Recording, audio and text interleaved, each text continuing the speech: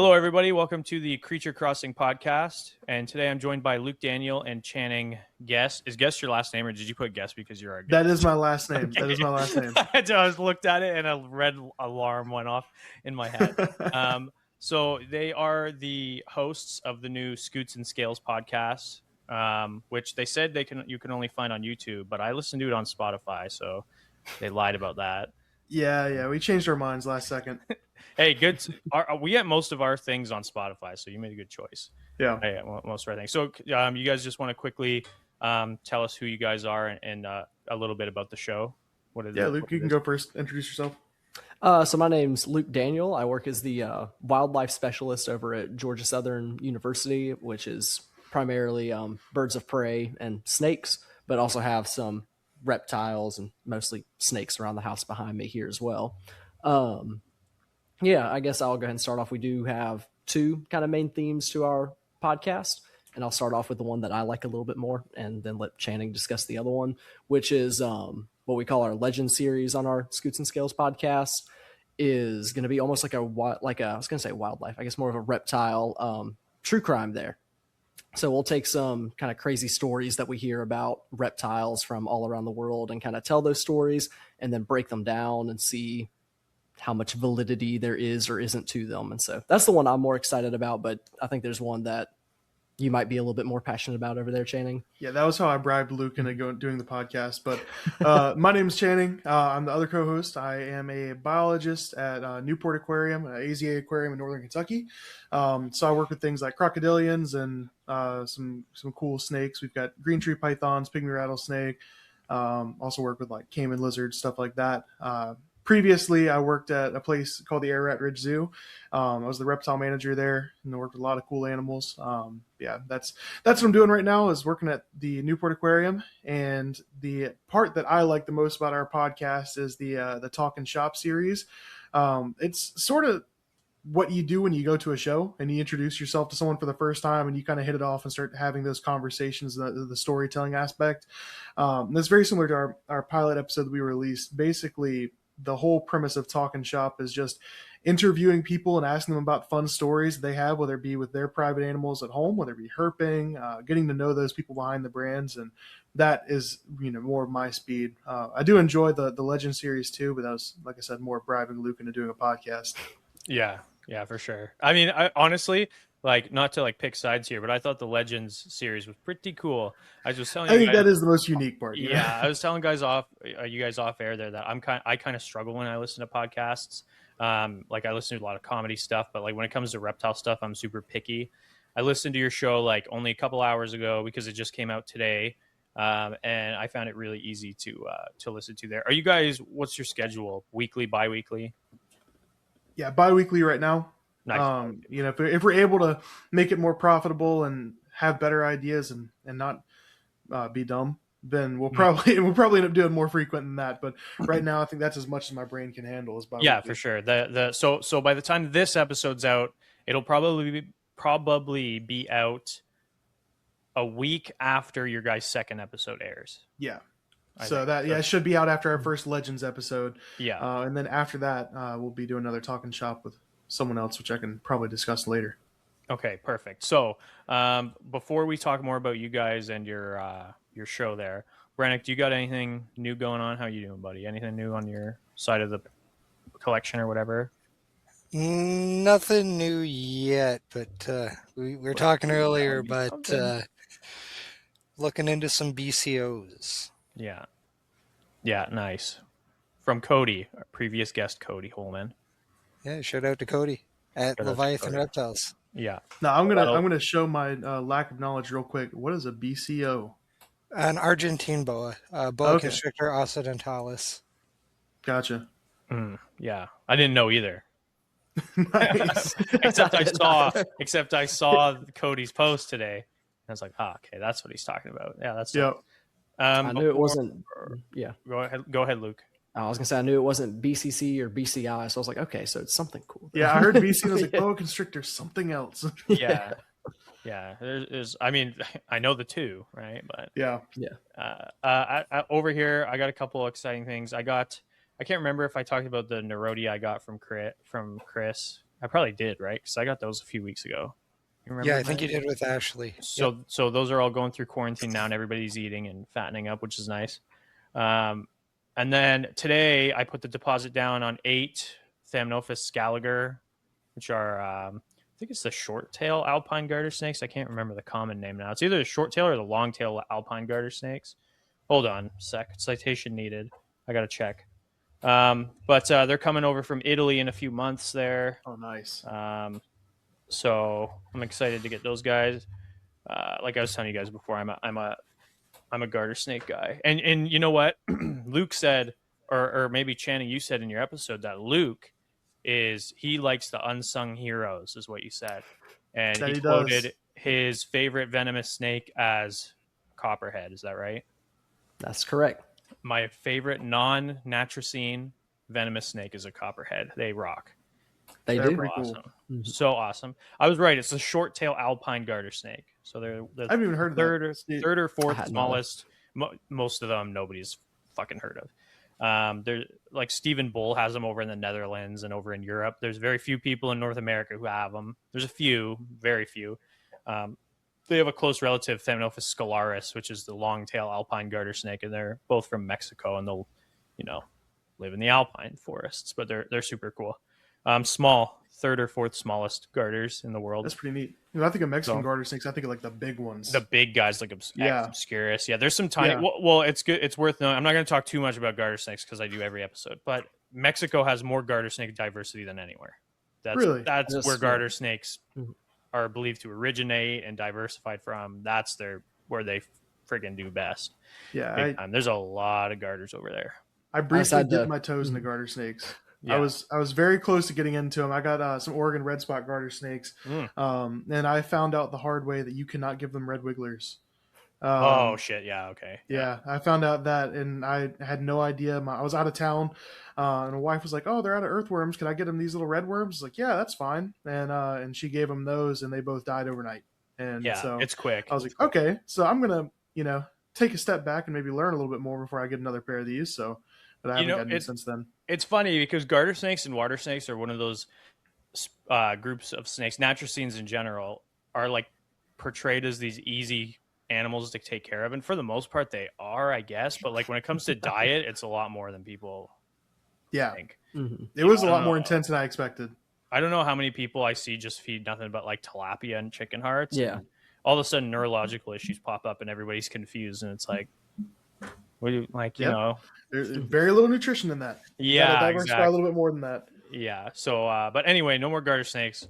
So I'm getting those guys, and the other one that I'm probably getting is I'm gonna dip my toes into Rhabdophis. You guys know what Rhabdophis Ooh. is? Oh yeah, Mhm. Yeah. Okay. So those are a garter snake relative, which is why I Mhm. want them. So I think I actually have a Rhabdophis really is funny green. story about those. Really? Okay. I'm Yeah, ready. I have a really, really funny story about them. So, when I was a kid, I'm still kind of afraid of spiders, but not like too bad anymore. But when I was a kid, I decided I want to get a tarantula as a pet to get over my fear of spiders. So I got a rose hair tarantula, real nice spider. Very first time I picked it up, it bit me, and I said, "Screw that! wow. Spiders suck. I hate spiders." I drove back to the pet store and was like, "I don't want this anymore." And so I was like, I'm going to give this back to you. And they were like, "Okay, but we can't give you money back, but you can like trade it for another animal." And I was like, "What the heck are those things?" And they were like, "Oh, they called it like some weird garter snake. I don't know That what was they the call it." Indonesian garter snake, if I remember. Was Yeah. how they kind of illegally imported them in under that Yeah. name. Well, the thing is, these quote unquote Indonesian garter snakes were not even the one that's typically associated with Indonesian garter snakes. It was Rhabdophis tigrinus. That's the ones I'm the, getting. The ones that yeah, actually have fatalities. the tiger keelbacks. So me at like 11 years old, I had 2 tiger keelbacks in my bedroom, and I just free handled those things all the time. But for some reason, taking care of them like a garter snake, they didn't live very long. Yeah. So yeah, that I ended up with pet tiger keelbacks at like 11 years old, and That's actually awesome. great time. That's I don't think I've ever. that's funny. Yeah. Go I don't ahead. think I've ever personally owned a garter snake. I think mostly that just stems from catching them, and I just and I say them and the ribbon snakes that we have here in Georgia. You know, those are our 2 Thamnophis boys, and I just I still fail to understand how a snake so small can contain so much poop and musk, Oh, yeah. and it's incredible. But we actually have at the center eastern ribbon and a eastern garter snake. What I Nice. really like about them is they're like the coastal blue lines, so they're like nice teal colors, and Very cool. they're super duper cool. Speaking of funny stories with garter snakes, me and Channing actually used to work at a museum in Macon, Georgia. And someone actually found an albino eastern garter snake in their yard one day, and that Cool. they dropped off there. So that was pretty crazy. That's awesome. Yeah, we had an albino line. I was working with a buddy, Anthony, and he found it in Ontario nearby. There's been a couple albinos that popped up in Ontario. Not recently, but in the last 10 years or so, 2 or 3 of them have popped up. But yeah, no, go ahead. Brennick, did you expect to be the only person not talking about garter snakes? Yes. He's used to it. I was going to say, Luke, you don't have them yet, but it's not too late to start. Yeah. Yeah. It's funny. My original idea for getting into herpetoculture and getting into breeding was garter snakes. And I had this genius idea. I was going to be called the garter guy. And then I realized immediately that was taken, and someone was already doing infinitely more than I was going to do, and kind of got into this like, oh, I didn't think anybody really had garter snakes like that. I thought I was going to be the first one to really do it. No, they're just hard to find, but a lot of people are doing it. There's some people doing it, and the issue is all the people doing it have taken all the cool names. Like Garter Guy, Garter Guru. Yeah, every good name's taken. So I was like, bluegrass herpetoculture. We're just going to call it that. There you go. It's a good thing you didn't call yourself Garter Guy, considering you don't have any garter snakes. That's true. Yeah. Except your Indonesian garters, which you had. But yeah. Anyway, I'm going to be trying the Indonesian garters. I will not be free handling them. Who would do that?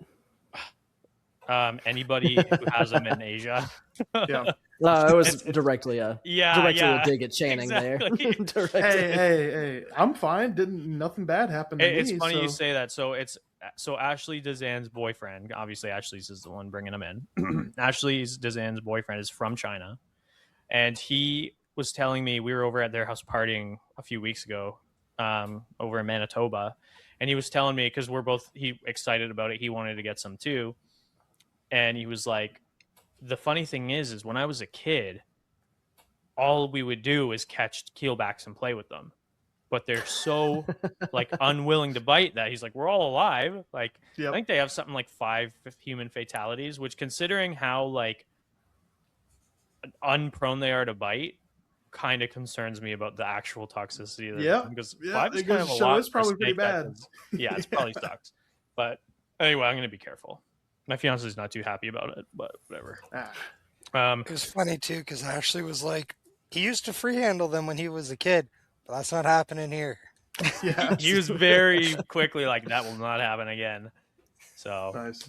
They're super cool. They're so beautiful, so nice. And it's cool too, because the last thing I'll say about them is, if you look at like their faces and their heads, it's a garter snake. Like, it's such a basal like body plan, and I think that's why I'm so obsessed with if I only kept matricines, I'd be cool with that.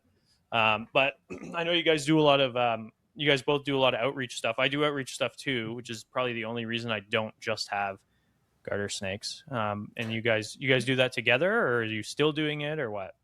So I'll kind of start off with it, but we don't live in the same state anymore. So Luke lives in Georgia, and I live in Kentucky. But we used to do a lot of this stuff together, but Luke, he primarily does the outreach stuff now. I'm mostly a behind the scenes care guy, so I'll let him talk about that. So I guess we both started off with it over at the Museum of Arts and Sciences in Macon, doing a lot of animal programs there, a lot of off-sites outreaches over there. Also volunteered at Southeastern Reptile Rescue for a time, where pretty much the only thing I did was help out with outreaches. So that was pretty fun. I guess during that time as well, I was in high school, so it was more under my dad's name. But ended up having a, what was it called? A wildlife exhibition permit through DNR. So I also did my own outreaches out of my parents' kitchen on the side. Nice. And this is why I think I had the best parents in the world, because we had, again, permitted through DNR there, a small alligator in the kitchen.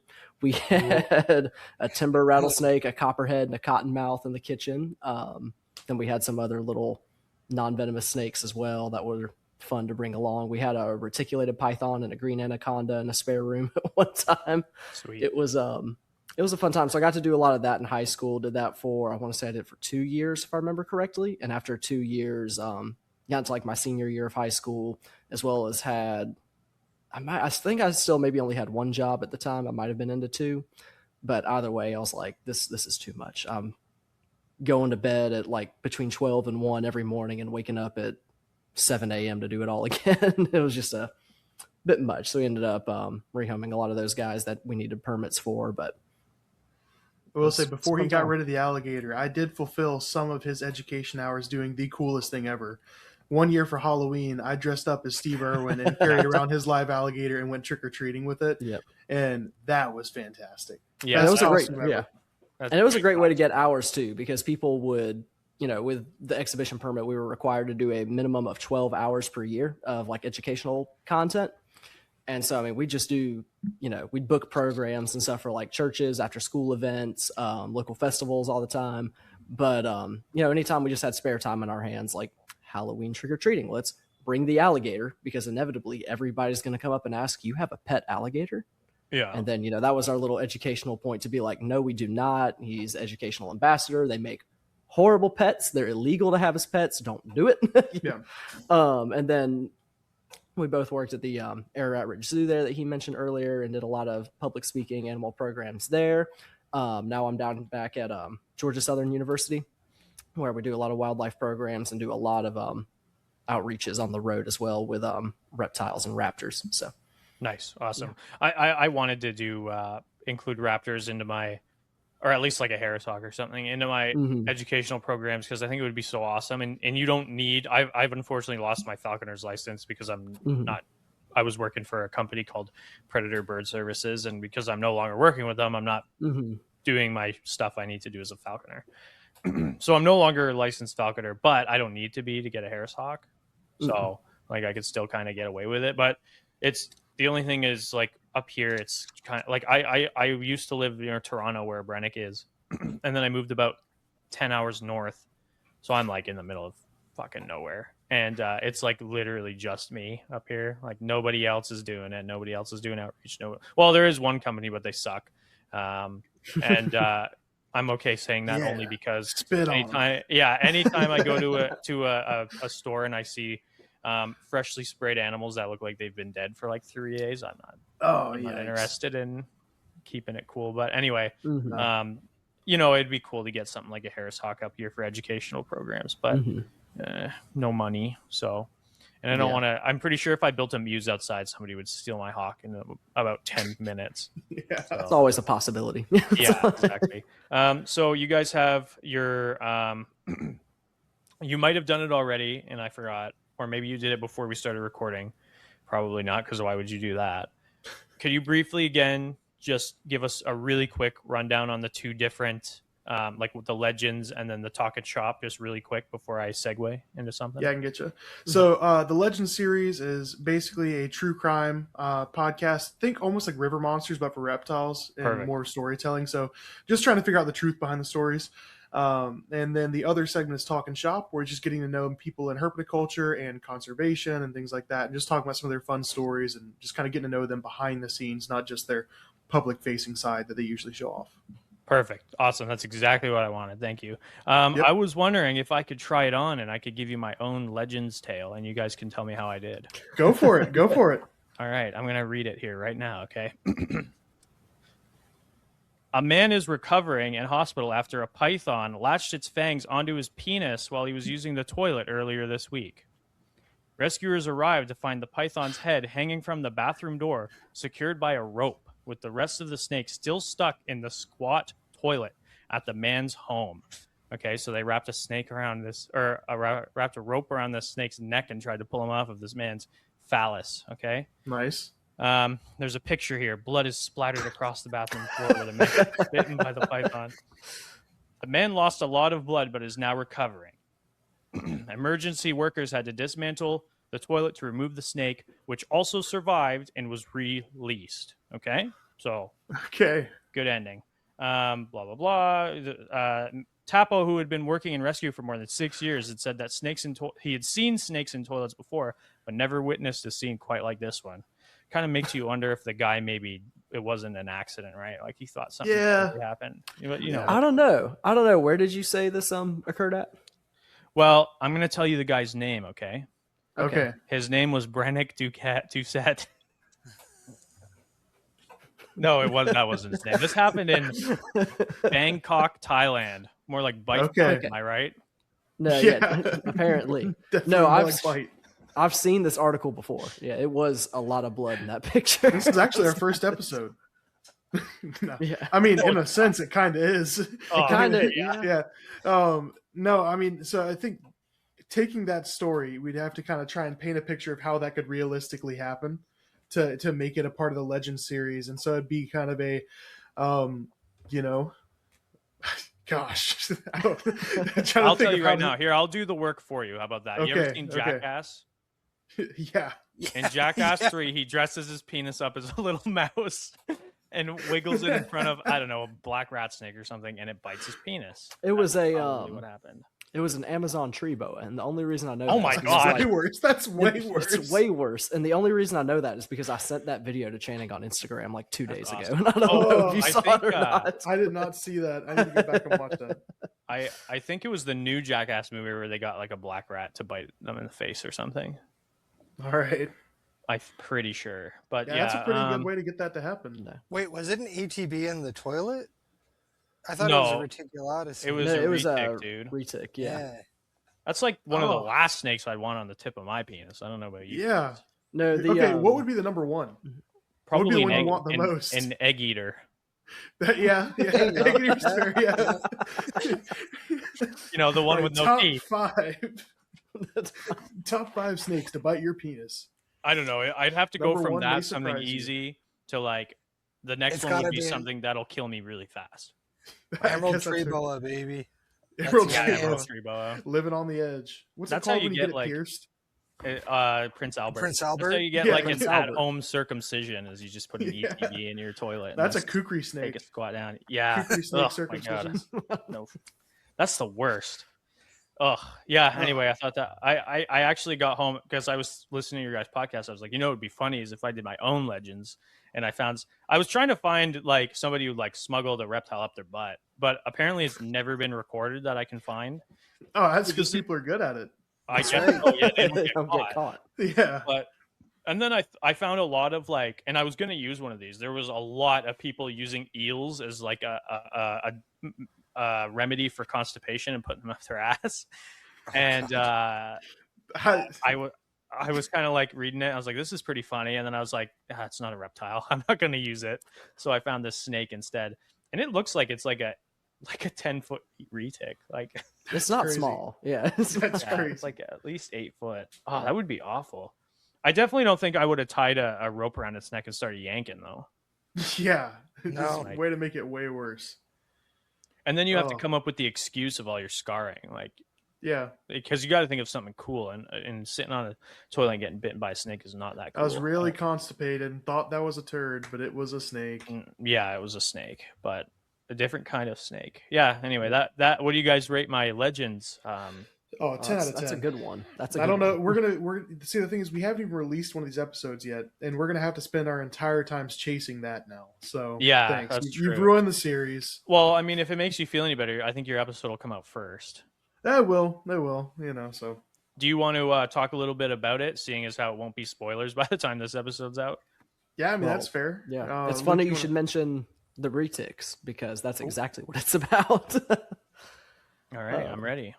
I was not only we'll start off, I'm sure, talking about the reticulated pythons, since those have been documented eating people before and kind of breaking down some of those cases. But, you know, you hear stories about it in, you know, around the Congo and Africa. You hear stories about it with anacondas down near the Amazon, where we don't have reported snakes eating people.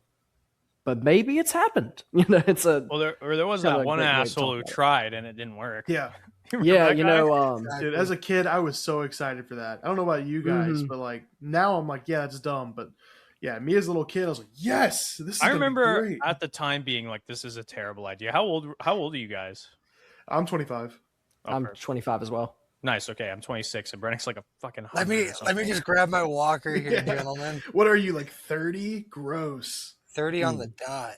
I Nice. knew it. Good guess, Oh. Channing. Good guess. Hey, Channing. just wait till you're 31 because it's like 30 with a little punch behind it. Just Yeah. That's 31. just a little kiss. A little Yeah. kiss on the top. Okay, so we were basically the same age when that guy was gonna get eaten by that anaconda. Yeah. Yeah. Maybe just different Oh. maturity levels then, because I was stoked for that. I Oh was yeah. sad. I was like, that poor animal. No, I was actually talking with a guest that we'll bring on the podcast a lot later in the year about that first episode involving the retics and snakes eating people. He's like, what you need to do is, interview somebody on that episode who has been eaten by a snake. And I was like, yeah, we're talking about that one fool from the Discovery Channel. Yeah. Bring him on. I mean, who the hell else could you interview that's been eaten by a snake before? The guy from, what did you say it was? Southeast Asia, Thailand with Yeah. the, Oh, with yeah. the toilet? was- Yeah, Oh He my was at god, least do you hear me? partially consumed. partially Do you think- consumed. Oh my god, could we get that guy on? That'd be insane. Dude, you would win. You'd win podcasting forever if you had Yeah. to describe the events. That's actually a good point. I tried to get Doja Cat, and she never read my message. Oh, that's because she's lame. I love That's her. my though. wife. How dare you? Yeah. And I will say, guilty pleasure, when I'm trying to prep salads for my animals at work, I do slip a little Doja Cat in there. There's some good Yeah. Doja Cat songs, and I swear There's to some God, good she's singing songs. about. I swear to God, she's singing about me. I don't, yeah. I'm going to have to think about that while I'm at work. So, Yeah, exactly. Or like, I'll take Lady Gaga. yeah. Cool with Yeah. that too. All right. So okay, you guys are talking about retics. That's awesome. You guys, what do you guys keep at home? So at my house, I have a pair of het albino eastern king snakes from Metazotics. I have some western hognose snakes. I have a pale milk snake, a Cherry County, Nebraska pale milk snake. I have a rough-scaled sand boa, and then the snake that I have the most of is I have Clifford's diadem rat snakes that are true Egyptian cool. Clifford's diadem rat snakes. I've got 4, 2 males, 1 female, and 1 CBB baby from one of my pairs, and then I have 5 eggs in the incubator from them. So that's all my Awesome. snakes at home. That's a nice underrated species that doesn't get enough attention. Yeah, I like them quite a bit. I would agree. I actually used to own one during those animal outreach days, and it was awesome Yeah. for a He- day. Yeah. About to say he fed it to a coral snake because he couldn't find any good feeders, and now every day I'm tell him about my cool Egyptian rat snakes. He's like, yeah, man, if you ever breed them, I'll get another coral snake, because Yeah. need some cheap feeders out there. And I'm like, you jerk. I fed a non-cheap feeder to my Crebo yesterday. I fed her a diluvial garter snake. Oh, And nice. It wasn't one that I produced. It's one that I bought that came to me all kinked to shit, like so kinked that I had to like euthanize it. Like it was bad. Dang. This thing That's couldn't even unfortunate, move. yeah. It was terrible.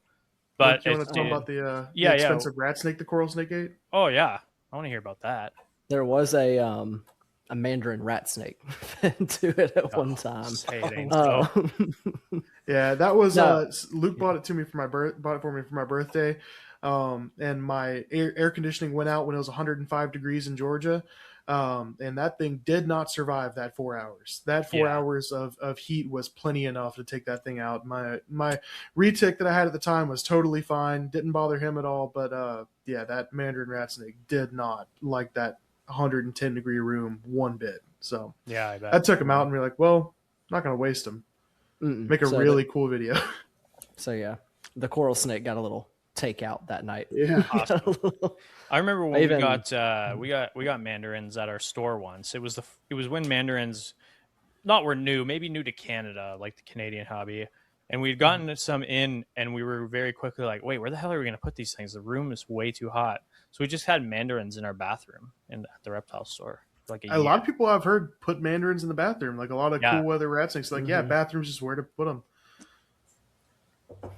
Yeah, not my bad. Going back to expensive meals, I had a emerald tree boa that passed away, so I stuck him in the freezer for a year, and then after that, I fed him to my Verena Salvatore. Hey, Nice. gotta do what you gotta do. That's pretty cool. Well, Were speaking you of, gonna say um, something, Luke? Yeah. yeah, I was gonna say, ahead. speaking of cold weather rat snakes in the bathroom, I don't have the Asian rat snakes in my bathroom, but they are, and I'm looking at them now, right in front of the bathroom door. Okay. So I've got a pair of albino Japanese rat snakes. Ooh, I like I've Japanese got rats. They're super fun.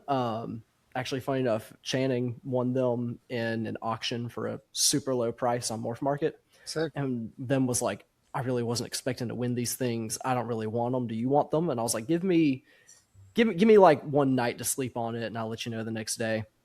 And so the next day I sent him a little text and was like, hey, still got those, still got those rat snakes? And he was like, yeah.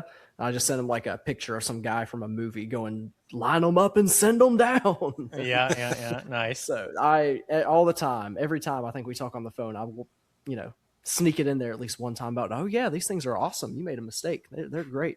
Yeah, you got it. So I've got I got a male and female pair of those guys. I've got a little albino shelf. There's an albino red-eared slider on the shelf with them. There's a leopard gecko, and I've got a pair of, and so you should mention the Crebo there as well. Then I've got a pair of the Guerrero Mexican indigos. Beautiful. So they're super fun. Nice. I've just got an asshole yellowtail who's blind in one eye. Oh no. Nice. That's what I'm dealing with. It was Ashley gave it to me. I was like, thanks. And it's funny. I've told this on the podcast before because I've only had her like a month or two. When we packed her up, I was over at their house in Manitoba, and it was very clear that they were not excited to pack this animal up, and they like immediately fully swallowed his thumb, and I had to like get my credit card and like peel the teeth off, and then we put it in a bag, and it was fucking. Yeah, I've never been bit by a Crebo. I've heard that's not fun. Yeah, like Crebos and crush. Indigos. I've heard it's They're just good. like really sucks. Yeah, I've heard they're one of the bad ones to get bitten by. I speaking of a similar story like that green anaconda I used to own, we had these really cool plans. I built up the blueprints for building large custom enclosures for the green anaconda and reticulated python, which both were males, for our program, so they'd stay a little bit smaller. And right around the time that they were getting, too big to stay in a tub or an aquarium, I think the retic was over 7 foot at the time. The anaconda was pushing 5. I was talking to my dad, was like, hey, remember those blueprints I built up for the custom enclosures in the reptile room? It's about time for them to move in there. And he was like, yeah, I've been thinking about it. We don't need to devote an extra room to snakes. We need to go up to the next expo and sell those. So I was devastated, but kind of funny. I was talking to a guy at the expo that I knew somewhat and was texting him beforehand saying, hey, if I bring up a reticulated python and a green anaconda, you want to buy them? And he was like, yeah. So we discussed prices and all that, brought them up there, handed them off. And at the end of the day, he sent me a picture. And since we were talking about animals that bite, I don't know if y'all ever been bitten by an anaconda before of any size. More times than I'm willing to admit. So, they have a habit of, not just, I'm going to try and get my camera to work, not just popping you like most others do, but holding on, twisting, and pulling.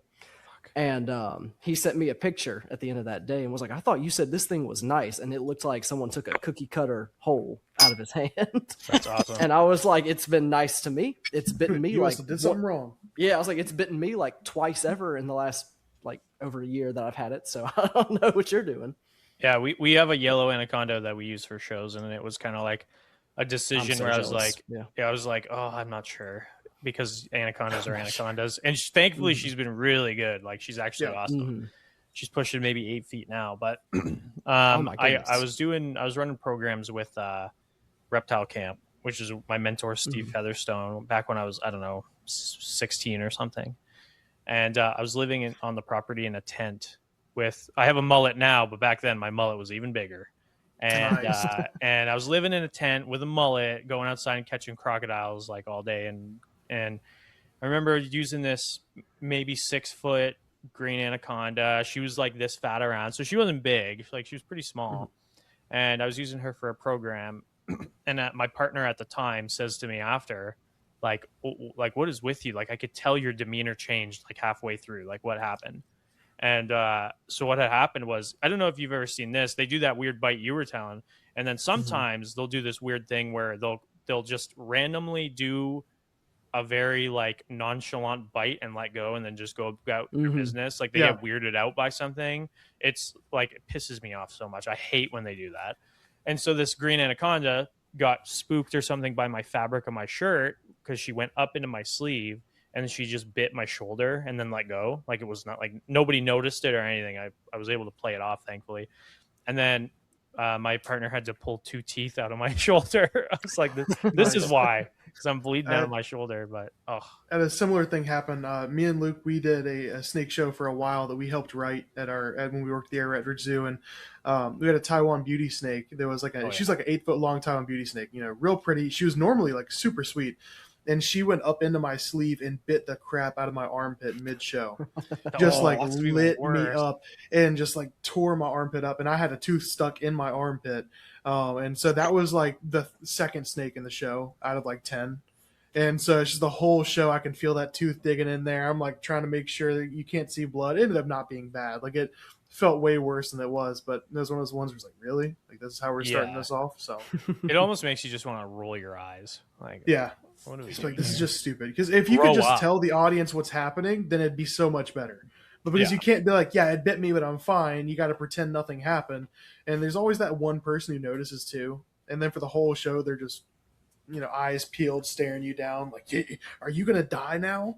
Yeah, that happened with another yellow anaconda where it was like, I think some kid pinched it or something. So it gave me a really quick bite on my pinky. And it was fine. Like it really wasn't that bad. And then it was a small one. And it was like a 4-footer. Like, and it just made me bleed a little bit. And then I remember these kids being like, just screaming like, "It bit you!" And I just wanted to be like, "Shut the fuck up!" Like nobody else noticed. See, I always wanted to play into it. Whenever they did that, I always wanted to be like, "Oh, it did." Oh gosh! Oh yeah, just like, I'm gonna die now. Yeah, that'd be awesome. I had something kind of funny like that happen. Not with a reptile. This was back at the museum that we worked at. This was a fun program. At the time, I was using a opossum in the program. Oh Jesus! And well, this will kind of tie in, not really, but kind of to the retic story later. I was holding it almost like a baby, like holding. Wait, the penis one, the penis retic story? Not quite, but it's gonna sound similar. It'll make sense in a moment. It'll make sense in a moment. Yeah.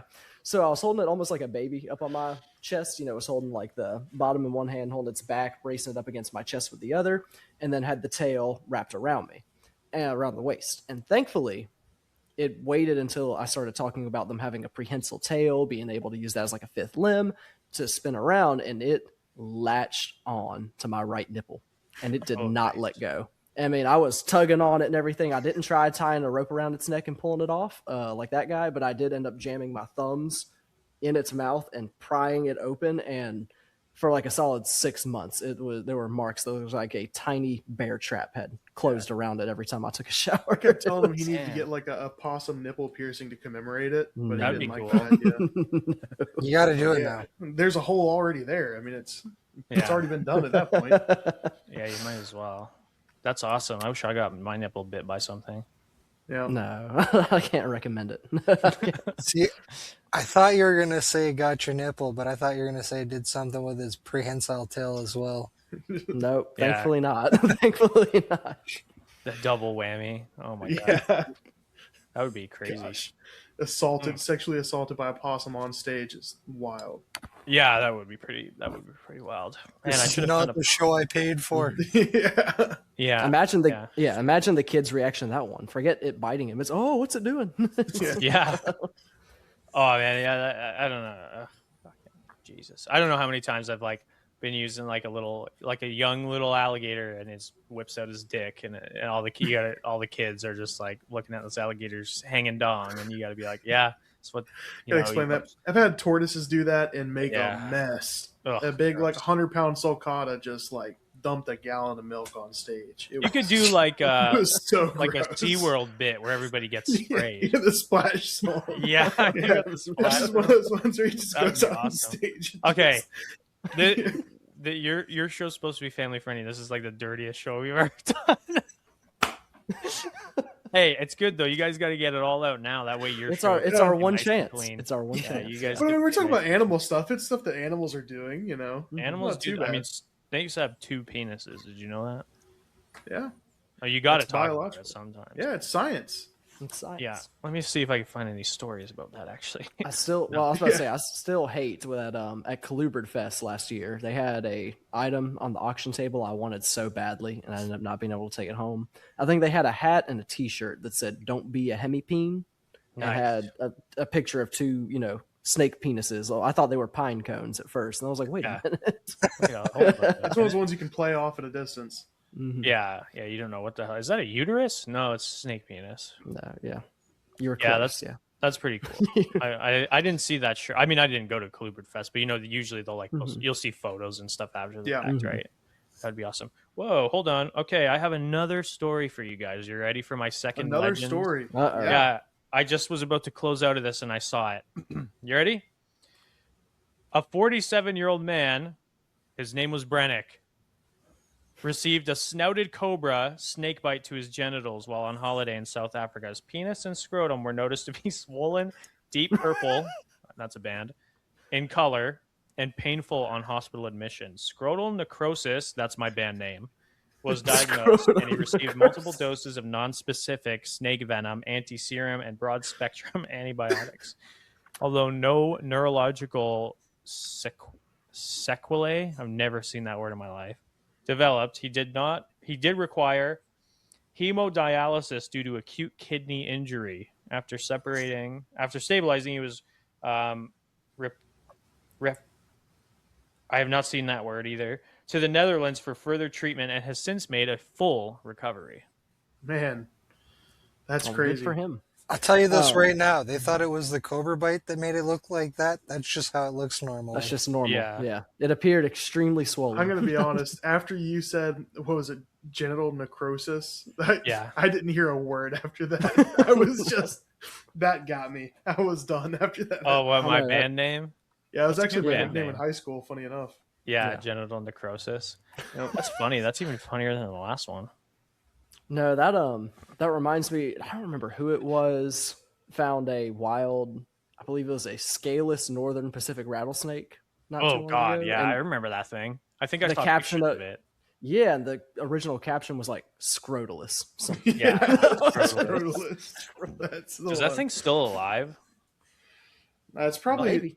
Do y'all know that dude who free handles it? Who's got the one rattlesnake that he names Pancakes? You know, Maybe. have y'all seen that guy? I've probably Yeah, he seen pops it. up- Yeah. He pops up on social media all the time for me, and every time Mhm. it's not interested. Yeah, he got bit by a rattlesnake the other day, and Oh, really? yeah, I did another, see that. Another win for the non-free handlers right there. Yeah. Yep. What a guy. He claimed it wasn't his one he free handles. He was like, "Yeah, mine has an 18 millimeter fang, this fang spread. And this was a 16 millimeter fang spread, so it couldn't have been my snake." Well, you're trying too hard to prove this wasn't your snake. Yeah, somebody swapped it out while you were sleeping. Yeah, Yeah. not my pancakes, not my precious pancakes. I can No, kiss her all day and she won't It bite must me. it must have been waffles. Pancakes would never. Yeah. Exactly. No. Yeah. Or it could have been scrotalus. You never know. It could have been scrotalus. Something tells me Scrotalus horridus. scrotalus is got a bad attitude. Yeah, I could be wrong. I'd have a bad attitude holding that snake. Ugh. Yeah. I'm not. Honestly, I don't have that big of an issue with like the whole scaleless thing as I used to when I was younger. I kind of just don't care anymore. But with Yeah. stuff like that, where it's a little heavier bodied, I'm pretty like, nah. Yeah. They usually don't do too well. And that thing looked like it needed some fucking coconut oil anyway. Yeah. Or just 15 minutes in an air fryer, be done with it. Yeah, there you go. Get that thing nice and crispy. Big ass Crebo. Yeah. Yeah. So, okay. Plans. You guys got plans to get bring more animals into your collections? Yeah, I'm kind of at a point of trying to figure out what I want to do and what direction I want to go. I talk about accidentally winning, or Luke talked about accidentally winning the Japanese rat snakes. Right. I kind of was on a hot streak of winning a lot of auctions I really didn't intend to win, but I also am a firm believer that if I win the auction, I'm going to buy it and take good care of it. So that's how I got my sand boa and my Cherry County, Nebraska pale milk snake. So I'm on the fence of whether or not I want to get another one and breed them, just keep them, or if I want to sell them, or kind of what that is. So I think ideally I'd like to move towards some cooler weather colubrids. I love mandarins. I've thought about getting back into those and hopefully not having my air conditioner go out this time.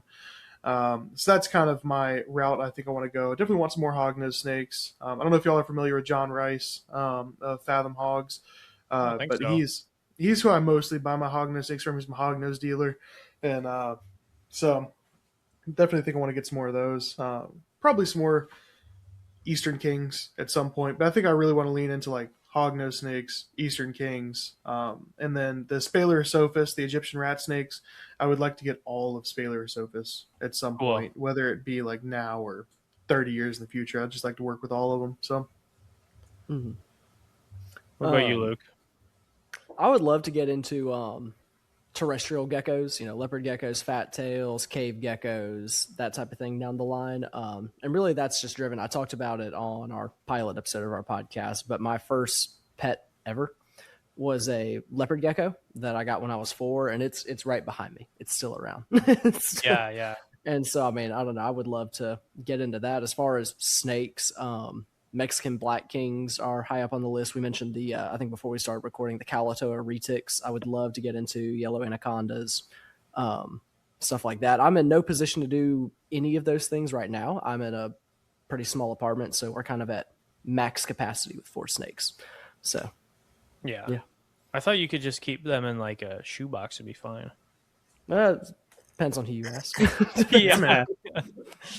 It's yeah. the survive versus thrive. Yeah, the yellow anacondas are really fun. I've always preferred them to the I like greens too, but I prefer them the yellows to the greens personally. Okay, I gotta see then. You two, Luke and Braden, y'all like yellows. Brennick, are you a green guy? All right, so I'm the only one. I see how it is. I have to. I haven't owned a green. I've Yeah. owned a yellow, but like, I kind of like the greens better just because I'm a size queen. The bigger, the better. Oh my god, that reminds me. I don't mean to interrupt you, Brannick. Did you see the comment on our one episode? No. I made a joke. We did an episode that Brannick wasn't there for, and I said, Brannick refers to me as a size queen, right? And then somebody commented and said, "You know what that means, right?" And I was like, I like big stuff. I looked it up, and it's a gay person that likes big dicks. And so Yeah. I doubled down and said, "Yeah, that's exactly what Yeah. I am." Right? Man. Do you have an That issue with exposed me that? so well. I had no idea that's what that meant. Neither did Not- I. Complete news to me. I find myself oftentimes slipping into that the innocent. I don't know what that means, and accidentally saying something horrific. Yeah. I've made that mistake a few times. Hey, it's not Maybe. horrific. It's beautiful. Yeah. No, what was it with me? I think the funniest misunderstanding I had with that was the word chode. I just thought that meant something short and fat. I remember going to a museum with does. Channing. Yeah. And it kind of does. And they had this really short but really fat tiger shovel nose catfish. And there's, by the way, like several children around. I was like, that's a chode of a tiger shovel nose. And Channing's like, you can't say that out here. Whoa, That's Like, funny. Just letting I that didn't- fly. I had no idea what it meant. I had no idea. A size queen is a slang term used in both the LGBTQ plus heterosexual communities to describe someone, so not just a LGBTQ plus individual, who specifically prefers or exclusively seeks out sexual partners with an above average sized penis. So I here we go, gotta talking say, about penises again. I did not expect to talk about this at all. No. Well, I mean, it's Brennick's fault. Yeah. Sorry. Is it Brennick's fault or I think- Channing was who brought up the green anacondas Oh, and that's bigger true. being better? Yeah, so I mean, I didn't say bigger is better. That wasn't me. That was You, Luke. Brennick. Yeah. Anyway, I am a size queen. I'm doubling down, and Okay, you gotta own it, right? I Yeah, think pattern-wise, green anacondas are prettier too. Yeah. I gotta say, we did have a granite yellow anaconda. Oh, nice. And that one we got him from Revision Reptiles. I don't know if any of you guys are familiar with them, but Yeah, we want to I have reached- them on. yeah, I reached out to him and I was like, hey man, we want an ambassador yellow anaconda, and he was like, oh, I don't have any normals. You want like a granite het patternless. And I was like, yeah, we can do that. How much you want for it? And he was like, $900 since he's going to be an ambassador.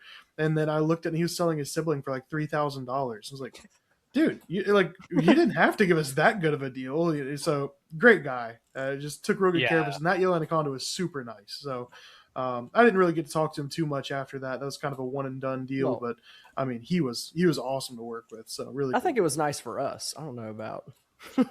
Yeah, I think there were some mixed opinions of that snake. Yeah, it was nice for the people who knew what they were doing with him. I put it like that. The people who knew how to handle a yellow anaconda had a great time with him. The people who didn't know, you don't rub the sides of an anaconda's face, they got bit. Oh yeah. It's kind of a don't push its buttons. I was gonna say I don't know if it's a boa thing, but my BCCs and my yellow anaconda were the same. They'll just be chilling. Yeah. They'll bump the side of their face off my arm, and then they'll whack. Yeah. I did a test with our boas there because I kind of had the theory of like, I wanted to figure out what was making them bite because a lot of people were getting bit by them during programs and they were like, oh, we're going to have to take the boas off shows. And so I was like, you know what? Get them out. I'm going to get bit by every one of these snakes, but I'm going to sit here. I'm going to figure out what the heck is making them bite. And it was one of those things we figured out. It was that sensation. And it was right behind the jaws. If you touch them, if I took a broomstick and tapped them behind the jaws, they turn and bite the broomstick. And it was that sensation. I've heard similar things about hognose snakes with feeding, like young picky hognose snakes. But yeah, that definitely was their trigger. The green anaconda was super nice. If I took my finger and tapped him, he'd grab me. So yeah, it's definitely. I think it's just an instinctual thing. I don't think it has anything to do with how tame that animal is. Yeah, they're very well socialized. You do that, and it's going to be like, that's just the bite button. It's also a fucking snake. Like it's a predatory animal. Yeah, it's not your cat. Which even then, your cat probably that. bites you too if you did that. Yeah, exactly. Yeah. I think that people forget that they're predatory animals that are not domesticated yet. You know what I mean? So you mean that you can't just throw a sweater on it and snuggle it and call it your baby? And well, you can. You can. I won't talk. What's going to happen? Yes. Yeah, that's whatever. Do whatever you want with your snake. I don't care. Except put it in the toilet. Don't do that. No, that's a slippery slope. Yeah, or be mean to it. Don't be mean to it either. Yeah. No, that you can respond to one of my favorite things to do when talking about the venomous snakes at work. All the times guests will come in and see our rattlesnakes and whatnot on display and be like, you pick those up? And I'm like, you can do anything once. Yeah. You can do anything once. And then, we'll bring out a snake hook and show them.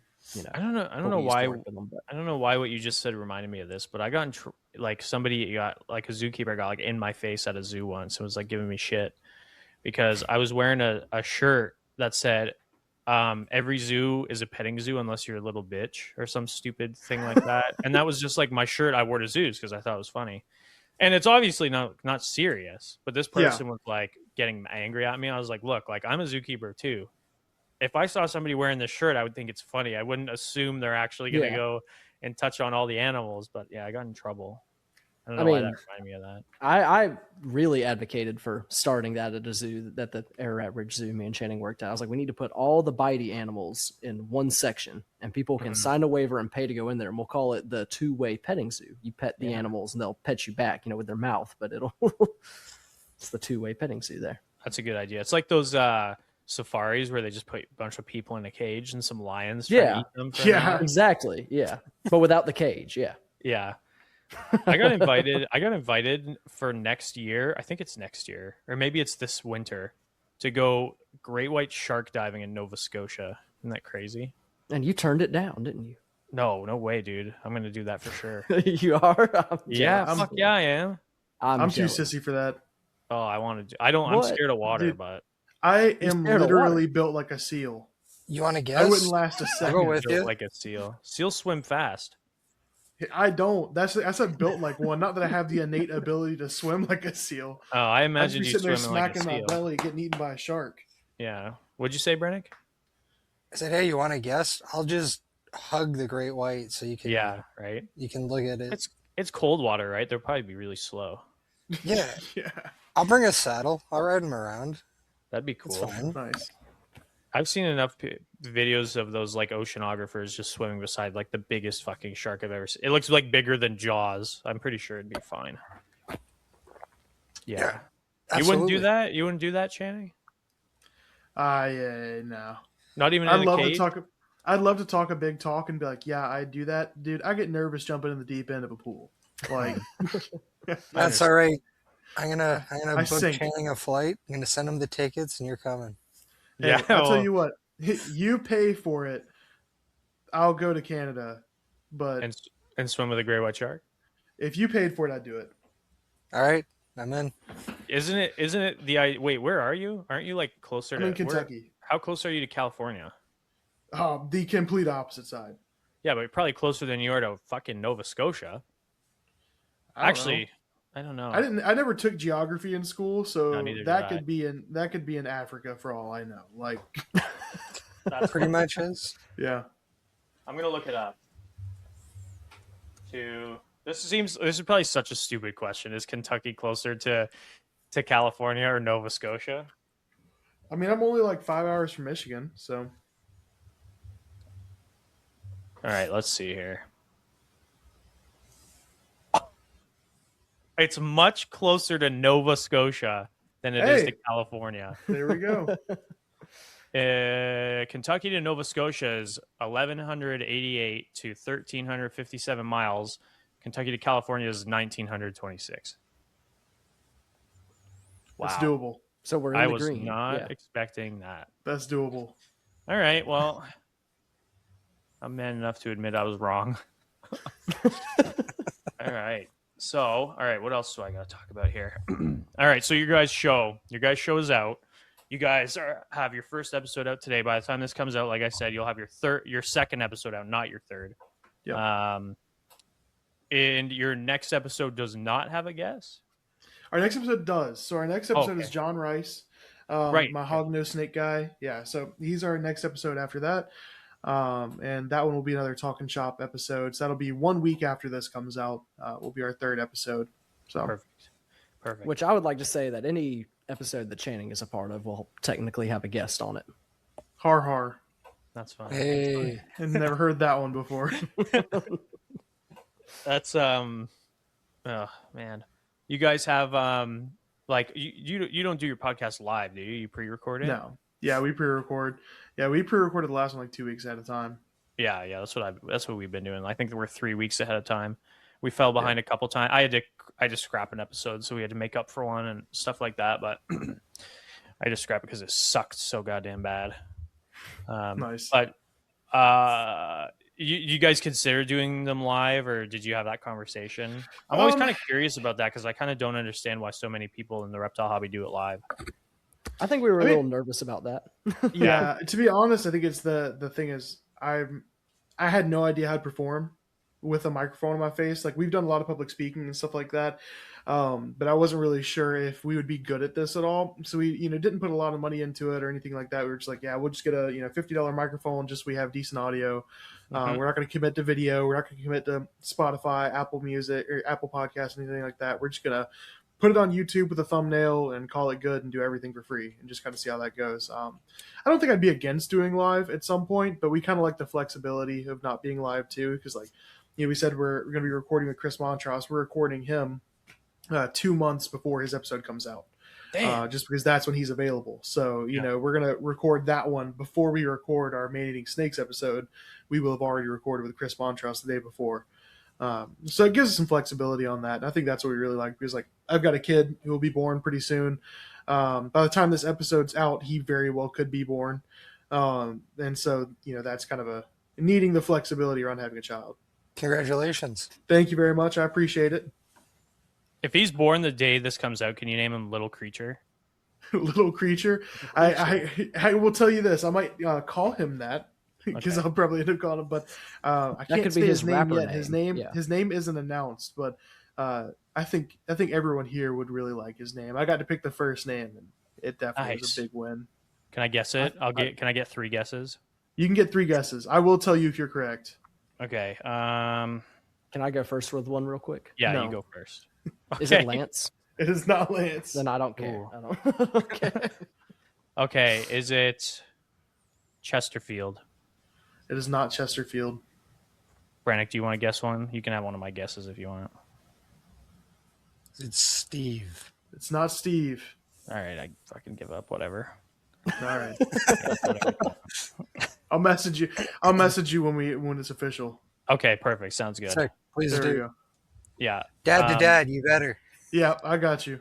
I think when I have a kid, I think I'm gonna name him like Leonidas or something. Something weird like That'd be pretty sick. I would never fuck with a kid named Leonidas. Yeah. No, What's a cool name in Canada? I don't know. I named my other than daughter the- Winry. Nice. Winry. I knew a girl named Electra. That's pretty cool. That is Yeah. super badass. You know, we don't have like different like languages in Canada, right? Like it's Yeah, aside from French, but like, you know. But you know, it's kind of the furthest same north I've been- names. yeah, but like different cultures. You know, I guess y'all so. do stuff a little You different. there's French names, but they all suck. So I've literally lived in like just an hour south of Atlanta, Georgia, and then like Hillbilly, Kentucky.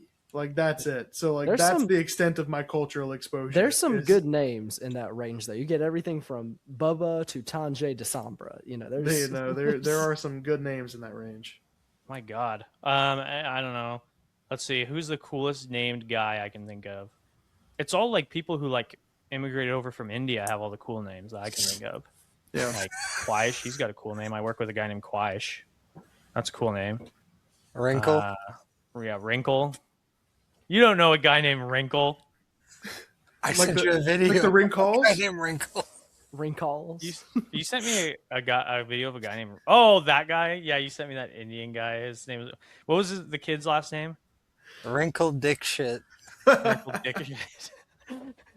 Yeah, right before recording, he sends me this video of this like tourist YouTuber, and he's like in India, and the guy's like introducing his son. He's like, "This is my son. His name is Wrinkle Dick shit." Like,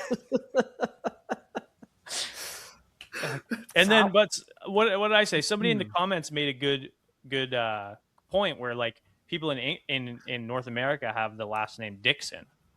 That's just as funny as dick shit. Going on. Yeah, I guess. Now that I think about it, no, it's not. Well, I mean, if you break down, you know how it's spelled and all that stuff. Yeah, it's pretty good. I almost had like the best name ever, and I'm very upset that I didn't get it. Was Can you a share name? that? Yeah, a couple of names my parents were throwing around with me before they settled on Luke. Was Thomas was in the running, as was Rex, and for a while they thought about going with both and having the first name Thomas, middle name Rex. No And just way. Yeah, And going with T-Rex. I will never forgive them for not going with that. see, the one thing that I really wish they'd have named you is Jack. I know you have a cousin named that, but if your name was Jack Daniel, I mean, come on. Yeah. Oh, I'll figure that one out one day. We gotta make that happen. Yeah. My last name is Brookhouse. You can't even really do anything cool with that. So, see. I'll let you know if I think of anything. Yeah, exactly. Right. I see. I try to come up with so many like good ones for mine. The one that I really wanted to do that my wife wouldn't let me do is I wanted a first name with an R, a middle name with a P, so his initials would be RPG. Nice. I mean, Hell yeah. yeah, I was really pushing for that one, but that one didn't end up going in favor. She was like, "What's an RPG?" And I was like, "Rocket propelled grenade." And she's like, "No, absolutely not. We're not naming him that." Wow. You should have lied and said it was something like lovely. Yeah, Yeah, you should have said, "Oh, it's role play." Rose, It's historical, yeah. roses, peace lilies, and Greninja. I don't know, like something. Yeah. Cool. Ninja. That's a flower, right? I'm sure Pokemon. Greninja. Yeah, Greninja. Are you guys Yeah. gamers or no? Oh yeah. What do you guys Yep. play? This is like not a thing we talk about in this game, or in this podcast. But what do you guys play? I play Apex Legends and some Pokemon games and things like that.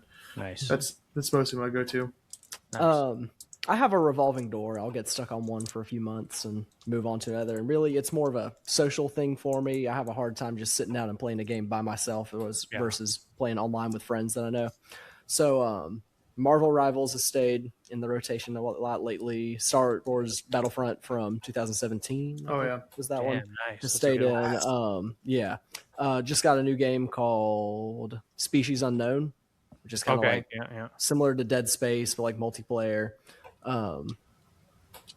Those are kind of the main three at the moment. Battlefield 6 has been on there a Nice, bit dude. too. We should Yeah. get on that. I like Battlefield. I was I'm terrible Division. at it. I was I'm I was Division 1 in the world in Battlefield 4. I'm like the last The- division. The in game me Battlefield and Luke 6. were nasty at was Star Wars Battlefront 2. Oh, Me it and was Luke were absolutely absurd in that game. We had 1 point owned multiple world records for kill streaks. Like That's it was, awesome. we were pretty nasty at Star Wars Battlefront 2. It's We just funny. toy with people on there.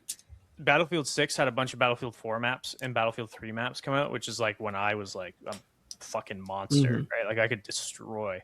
And it's funny. I was like, okay, I'll go in there and I'll check them out because I kind of took a break from Battlefield 6 because I've been playing a lot of like Hunt Showdown and stuff. And so I got back in on it and I tore that shit up like I was 14 again. It was awesome. Nice. Fantastic. I don't know if those kids just didn't know my maps or what, but I tore that shit up. But Nice. Brennick, you got any questions you want to get through here before I keep talking about video games? We don't want to I do was that. just gonna say I'm dog shit at shooters, but I'll dust you all at Rocket League. Oh, probably. man. Yeah. Gosh, I can't. I tried that. It like I don't get motion sickness from video games. I've never felt more like an old man in my life trying to play it. I was like, ugh, gagging Really? every time. Yeah, terrible. Couldn't do it. Wow. Yeah, that game, no. The one other one that I play every now and then is like Madden. I used to play Madden. The new games suck. I gave up after like Madden 19, but Madden 17, I was ranked like top 10 in the world for a little while on that one. It was pretty good on there. Haven't those games been the same since they fucking came out originally? They really like around like 2019, they really got bad about just copy and paste and then just making it like okay, one gotcha. thing slightly better, one thing slightly worse, and just Gotcha. kind of like that was it. All right. They're like new feature, it sucks. Yeah, new feature. This game's bad. Have you? I see some of those sports games where like if you ever want to laugh, go look at like the sports games voiceover for like campaigns when they have them. Those are pretty funny. Yeah. Sometimes I'll watch those. I'm not a big sports guy. Sorry, Channing. But like when if those videos show up on my TikTok where it's like, because they always get the actual athletes to record, which is like the worst fucking decision in the world because they're a bunch of boneheads. And then they'll try to record and it's like, oh my God. I'm glad they do it because it sounds like it's funny. But the one thing I think, and this is sort of reptile related, for the reptile podcast, but one thing that's kind of funny is like with the reptile keeping hobby, you tend to see a lot of people who kind of grew up, and this is no offense to anybody, but you kind of grew up in the a little bit more nerdy, a little bit more unathletic is kind of like the typical career path for ending up being a reptile guy. And I had a pretty different one from that. I was definitely really nerdy and like kind of antisocial as a kid. Like I wanted to talk to people. I just wasn't very good at it. But what got me good at it was sports. I loved sports in high school. I played 6 sports. I played football, basketball, golf, track, shooting, and baseball, which is like skeet shooting. We did that in high school. So I did all those. I was all state in a couple sports. And then after high school, I coached football for 2 years. So I had a very weird path to getting into like zookeeping and all that. I didn't have your traditional like nerdy book kid and all that stuff. I was a football coach for a couple of years. I was like, I guess I'll do zookeeping now. Yeah, I think that just kind of was my career trajectory there. I'm glad that since since they're in Canada, you did specify skeet shooting is what you were competing. I was gonna make a joke, but it's your guys' birthday, so I thought it would be in poor taste. I did not do it. Oh yeah. I have something I want to show you guys. All right. I just have to quickly because it's kind of on the cuff here, so I gotta pull it up here. So just give me a sec here. But when it fills some air. Huh? Is there when it fills some air while you look that up? Yeah, fill some air. Make some fart noises or something. So Brennick. Yes. What got you into large constrictors? Size queen. Yeah, what made you a size queen? Well, I just kind of fell into what I liked working with because I've been here and there with like what I kept, and now I just got to the point with like this is what I enjoy to keep. This is what's like feasible for me to keep. Because you'll find out soon. Once your kid's born, things will change. Yeah. That was kind of the deal with my wife. She's like, if we have a kid, you got to get rid of your Asian water monitor. Yeah, that's tough. Yeah, I love Varanids, but so what's interesting to me is like I really like anacondas and stuff like that. Yep. And retics are really neat because I think they're really smart. But I've never really been a big python and boa guy. I think they're really interesting, but it's kind of like to me they're like dogs. My favorite dog is someone else's. And it's like I like large constrictors, but I want them to be yours, not mine. Like I just want to like go see yours. So it's just kind of interesting. Like, what about them in particular? If it's the convenience or if it's their behavior, like, what about those snakes really is interesting to you? It's different per animal. So like with the retics that I owned, it was like the intelligence. It's like you act differently compared to anything I've worked with. How you move your body, the way you look, what I can do with you. That's what was special about them. What I like right now, my focus is on my boa constrictor constrictors, so my Surinames and my Guyanas.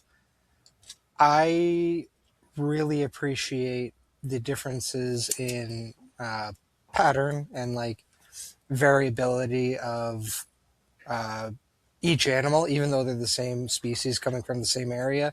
There's still like variability. Like my female, she has like really nice purples throughout her body, whereas my male has none. He's very dark in comparison. So just things like that. Personality wise, boas you can't go wrong with. Like I can pull out my biggest boa, and my daughter, she's 4, she can play with it. Yep. Yeah, that's definitely, I think, one of the things that I've always liked about boas. Like, they were one that I started off when I got into reptiles. Like, yeah, these are awesome because like I could work with them even without really understanding snakes. And I think as time has gone on, I've really gotten interested in the ones that you have to be able to understand to work with, and that's kind of been interesting to me. That was maybe I was just unlucky when I was doing those programs in high school. We had, again, the reticulated python, the green anaconda, and we did have a BCC as well. I'm sorry, BCI. Misspoke. A BCI as well. And out of those, the BCI was what I could count on to bite me most of the time. Was not it grabbed my lip and held on one time as a baby, and no. The retic and the anaconda did not do that mess. All right, Braden, do you have your thing for us? Yeah, I just have something to show you, and I just want you guys to tell me what it makes you think of, like what it means to you. Okay. Okay. How'd you get that picture of me? What does this mean to you guys? Everything means the world to me. No, that is a very accurate depiction of me and Luke right there. I think that's about the perfect size ratio. That's pretty much 1-to-1. I think that might actually be a photograph of us. Yeah. So this is So for the chain. listeners, I have a picture pulled up of the rats from Flushed Away. Spike and Whitey, their names are, and I'm gonna assume Channing is supposed to be Whitey. Hey, and I mean, look at the chain, dude. Look at the chain. It's a dead giveaway. Oh yeah, I'm rocking stainless steel over here. $2 Temu special. Oh man, Luke, you should have done your hair like this guy. We still can. Yeah, Luke's had some really interesting hairstyles in his life. I think I had that hairstyle at one time. Yeah, nice, brother. I appreciate weird hair. I really do. Yeah, Luke used to have a mullet. Ugh. Who would do that? Gross. That's just an awful idea. It's better than this. Uh-oh. Yeah. Gonna blind you guys. Bald. Thinning. Bald. Oh, that's so funny. Yeah, that was not supposed to be a jab at you guys. You guys mentioned that in your episode. Yeah. Yep. And I thought it was funny. When you were watching, did you watch it on Spotify? Yeah. Okay, so if you watch on YouTube, the whole thing is a static just picture the whole time. But our producer decided that it would be really, really funny to just slowly have our pictures on the thumbnail fade to the rats from Flushed Away for that, and then just fade right back to the thumbnail. So it's a little Easter egg that's did he really? There on that. He did. I did not catch that. If you weren't looking, you'd miss it. But he called me and he was like, "Get on the podcast right now and scroll to like 30 minutes and 30 seconds." And I was like, "Okay." Like, and I put this time with the rats from Flushed Away. I was like, "Okay, you left that in." Oh my gosh, it killed me. So that's the only thing. He had to change it from a static photo to a full video just so he could put that in. Did you guys have to, with your recording your first episode, guys have to do a lot of cuts, or was it a pretty easy run and dry? Take? Funny you should say that. Everything went perfect, except for me just taking deep breaths in the microphone the whole show. I can give you a little sample. The whole time I was talking, he was just I did not know how to use the mic. I was basically recording breathing ASMR the entire podcast and had no idea. And so our editor and producer, he said, I'm 5 minutes into the video and I've taken out 95 breaths. Oh my god, dude. He said literally the next thing we recorded was just him making me learn how far to get from my microphone so he couldn't hear my breathing. So that's why I'm a good distance from my microphone now. Yeah. Is I had to learn my lesson because I was just like taking deep breaths in that thing the whole time. I worry about that so much. Yeah, it makes you feel better. I can't hear you, so no breathing sounds on this end. I had kind of the opposite problem of like talking and the mid sentence drifting away from the microphone like this. Yeah, and then coming back and yeah. He used a smart editing software to get rid of breathing, and it started muting Luke because Luke would get a little too quiet at some point. So he was like, "I can't use a smart software because it mutes half of Luke's sentences and only mutes half of your breaths because some of your breaths are so loud that it thinks you're talking." So damn, dude. So it was just that was a mess. So if when you listen to it and it sounds good, that is credit to our editor. I was just gonna say, he picks it up. Credit to your editor because I did not catch that once. Yeah, not once. He did a really good job. Built weird. And then there's me with my mic. This arm moves, so I'm always just like fucking pulling it up and putting it in my mouth and then getting it away. And no, he did a really good job taking care of it, and so that's why we brought him on. He's super genius. So shout out to Davis. Davis, we love you. Is that who you tagged in your post when you announced it? Is. Yep. Because I was like when I wanted to invite Luke as well because I figured, well, I'll have both of them on, right? I didn't want him to feel left out or whatever. I was like, I appreciate it. I was looking and I'm like, this isn't the fucking guy. And I go, do you like not have Facebook or something, Luke? I do. It's just under my name, Luke Daniel. Why the hell weren't you tagged in the post then? You'd have to ask the man who made the post over there. Hey, I told you I'm not a technological genius. He's lucky enough he got invited to collaborate on the one post. I didn't invite some random other person named Luke. He tagged your Instagram, so I guess that's fine. Close enough, yeah. I tagged the Central Georgia Reptiles. Just didn't tag Luke Daniel. There is no Central Georgia Reptiles Facebook page. Yeah, just on Instagram. Yeah, it redirects you right to Instagram. Mm-hmm. Yeah, so he did that right. So good job. There you go. Close enough. I would have messed that up. I need to leave the computer stuff to Davis. Yeah, I feel the same way. I mean, I had to. So when not to say the same story again. I've told this story on the show before. Except Luke didn't hear this when I told you, Channing. I don't think my introduction to podcasting myself was I got invited to be on a show called Forehead Fables to be their animal guy, right? And it's a pretty big show. They make a fuck ton of money. Like I'm really jealous about the amount of money those guys make. It's like $40,000 a fucking month American. It's insane from their Patreon alone. And so they invited me to be their animal guy, and I was like, hell yeah, because I like them. And so everything went wrong. Thankfully, their editor was like a professional editor, so they made it okay. But like I had to restart like 3 times. Like my connection sucked. Like everything that I currently work with now is brand new because like I had plans at that time that would have been, when did I do that, Brandon? Like January or something? Like it was pretty. Yeah, about then. Or a little before January, maybe like November, because we started in January, I think. And so I was very like, well, I need to get all new stuff because I don't want that to be every episode, right? So our first episode was basically like that, and then we slowly got better and better, and then I'm still figuring some stuff out, but yeah, like point being, technologically, I'm not good. So when you say you were their animal guy, what does that entail? So they basically they're a comedy podcast and they'll have guests on. So they'll have like a guy who does like ancient Roman history or something like that, for example, and then they'll just ask how gay the Romans were for an hour and a half, right? Nice. And it turns out gay Vikings, really gay. Gay Vikings, dude. And again, I support it, right? That's fine. But they wanted to have an animal expert on. Yeah. And for some fucking reason, I went on. Nice. And I talked about walruses. I think off a cliff. Nothing would scare me more than being called an expert, because like I'm gonna know more than the average person. Yeah. But I don't I feel so far. It's are y'all familiar with the Dunning-Kruger effect? Yeah. So that's where the less you know, the smarter you think you are. And then when you learn a little bit, you realize just how dumb you are. Mm-hmm. And it's called the pit of despair. I think that's where I tend to live, is like, I know just enough to know I'm an idiot. Yeah. And so it's one of those ones where I'm not dumb enough to think I'm an expert.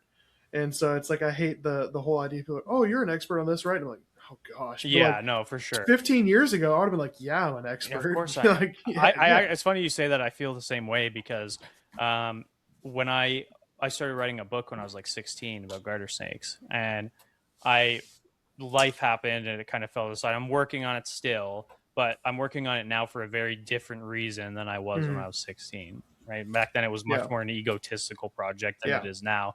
And I actually got out of the. I'm working on it. Yeah, again, I started up. I got out of the hobby Is it the more complete garter snake? I haven't pitched it to Eco yet, so we'll see. So they anyway. Fuck, what was I saying? Damn it, Channing. My bad. I just had to get my little.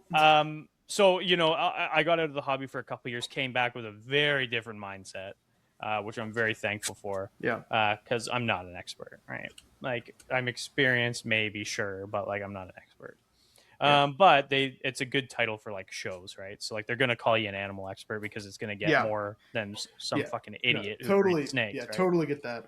And then I ended up going on their show a second time because their fans requested me back on like a Speak Pipe episode they did. They asked to have me back, and so I went back on, and then they said Braden, the self-proclaimed animal expert, to fuck with me. That's crazy. That's crazy. I was like, that would drive me nuts. If a podcast like called me an expert for that purpose, like you're saying, like I'd be cool with that. Like I get that. Yeah. Gosh, saying self-proclaimed expert, that would eat me alive. They were doing it to fuck with me, and it was like, oh, God.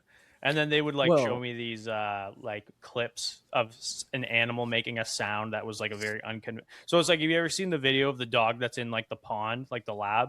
And it goes. Wah! Yeah. So they showed me that video, and they were like, "What animal is this?" I was like, "It was a dog." And so then it's like, "Oh my God, this guy is an animal expert." Yeah. He knows what he's talking about. Who the fuck hasn't seen that video? But so basically what that means is they just had some idiot on to talk about. The first episode, we spent like an hour talking about hemipenes because I thought it was the funniest thing ever. And then the second time I was on the show, we talked a bit about, because I'm a big dinosaur nerd. So we talked a bunch about dinosaurs that time. And then we talked about what we would do if we got an alien. Is that an Allosaurus? It is. Dude, I've got Allosaurus here. I've got Allosaurus here. I've got Allosaurus back there. That's my favorite dinosaur. It's all over the place. We have a buddy who's a huge fan of Allosaurus. Oh my God. Wait, what's his name? His name's Benjamin. Okay, I don't know him. I have a guy on my face. Yeah, it's Big Al. I have a guy on my Facebook who's like a big Allosaurus guy, and I was wondering if it was him, because you guys all know each other over there. You're still like few people over in the States. And then I was just gonna finish that off by saying we spent the last bit talking about what we would do if like an alien crash landed into your backyard, like what you would do with it. You forgot the most important part. What's that? Manatee milkers. Oh yeah, manatee milkers. We talked about What was that about again? I don't even remember. I assume milking manatees. I don't. Is that what? Oh yeah, I think it was about milking manatees. I'm pretty sure it was about how voluptuous manatees are. Yeah.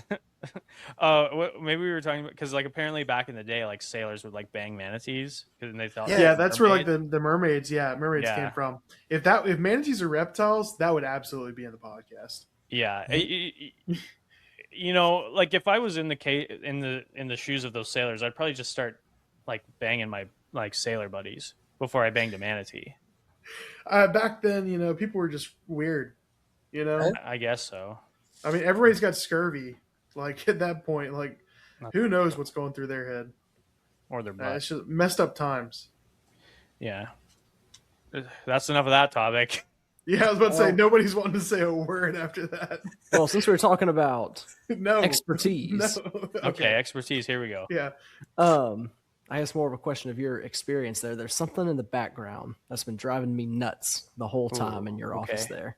Did you take that picture of that ringneck snake next to the lava lamp? No, dude, it's a piece of art. It's a piece of art. I thought that was like No, it's a painting. a picture. Oh, that's dude, pretty cool. That's sick. That's Got awesome. candles on Yeah. it. Yeah, I forget Is her that name. is that a regal ring neck or is that a Eastern? I don't know. You tell me. It could be either one. Yeah, Looks like an Eastern to me. it does. And I thought it was a picture, and I was gonna be very jealous if that was No, a snake you yeah, had found and taken that picture of. Honestly, more I impressive. I am. Yeah, with the I like painting. my reptile art.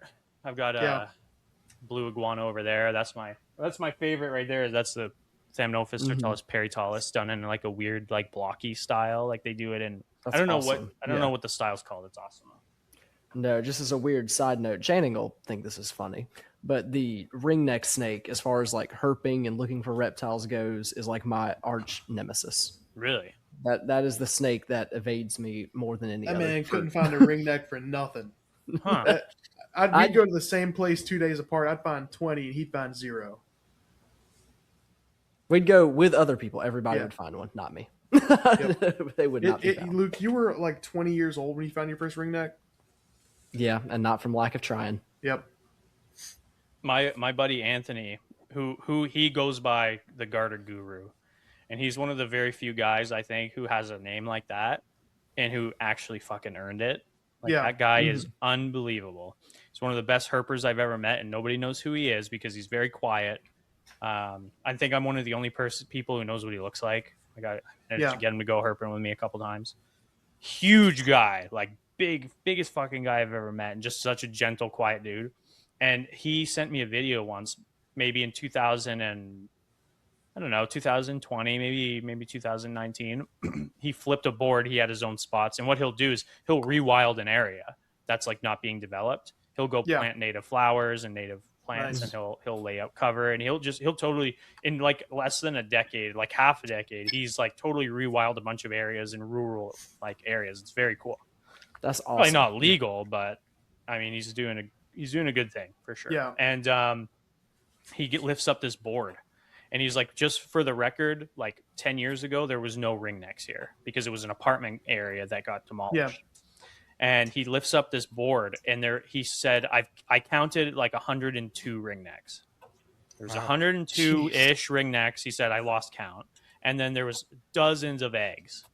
Dozens and dozens of eggs all over the place. It was the coolest flip I've ever seen. I didn't even think he posted it. It was just like, this was cool. Check this out. Just the guy kept it to himself. Yeah, he's just not a guy who cares about that stuff. He found last year or the year before an exanthic eastern garter snake in the wild. And he was just like, how cool is this? He's like, yeah, I sent it to Brandon Ricks over in the States. Like, that's crazy. Just totally like humble. He's like, yeah, it was cool. He found it. A lot of the melanistic garters in the hobby right now are from him. He found it. Well, maybe not a lot of them. A lot of the Canadian ones for sure. Are from him. But I think there's a population of those in Ohio as well. Probably. Yeah, there is in Ohio. There's a bunch of places in Canada. Ohio has one. You can find them fucking anywhere. Like, melanistic easterns, I wouldn't even consider them. I wouldn't consider them common, but I wouldn't consider them that uncommon either. They're kind of you have to know where they are. Yeah, once you find them sort of deal. Yeah. Like islands. There's a little spot like that with in South Georgia in the Okefenokee Swamp for mud snakes. You can find axanthic mud snakes down there. That's awesome.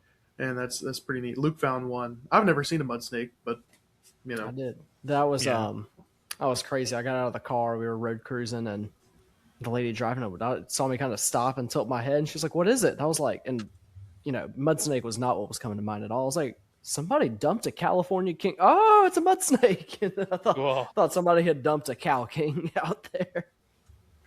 Mud snakes are cool. Like, what family are they in? Obviously, Kluger. What sub? They're dipsadids. Dipsadidae. Yeah. Okay.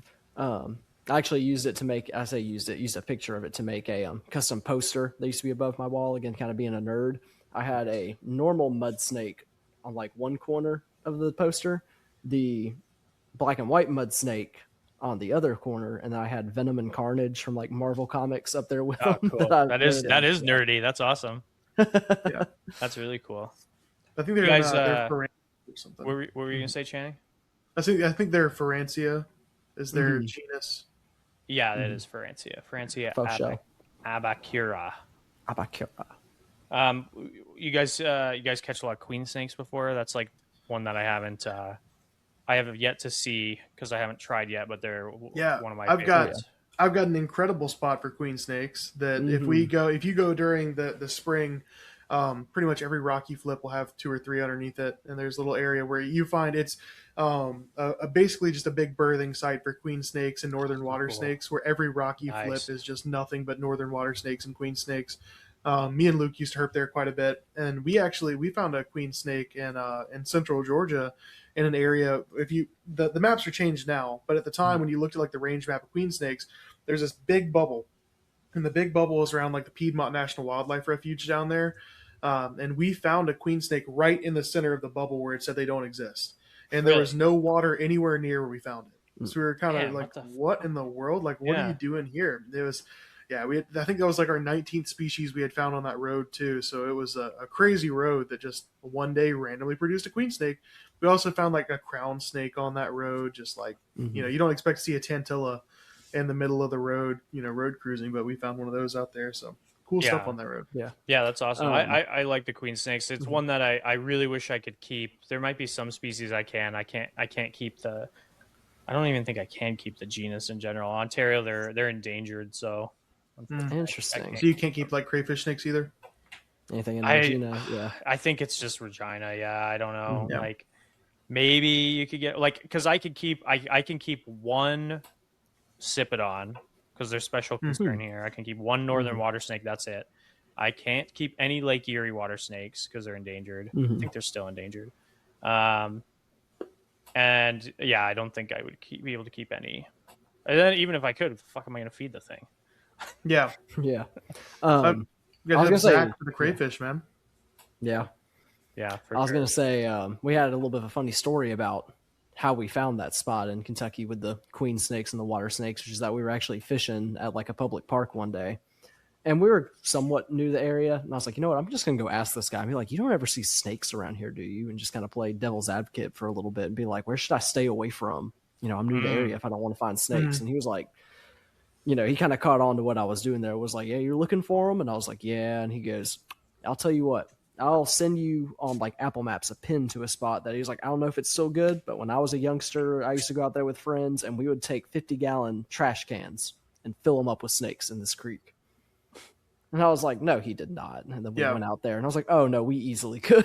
Yeah. If you look on my Instagram page, pretty much there's a picture of me like in a cutoff shirt with like some turtles and like a blue crayfish, because we found one of like the neon blue electric crayfish. It's like an albino or whatever out there.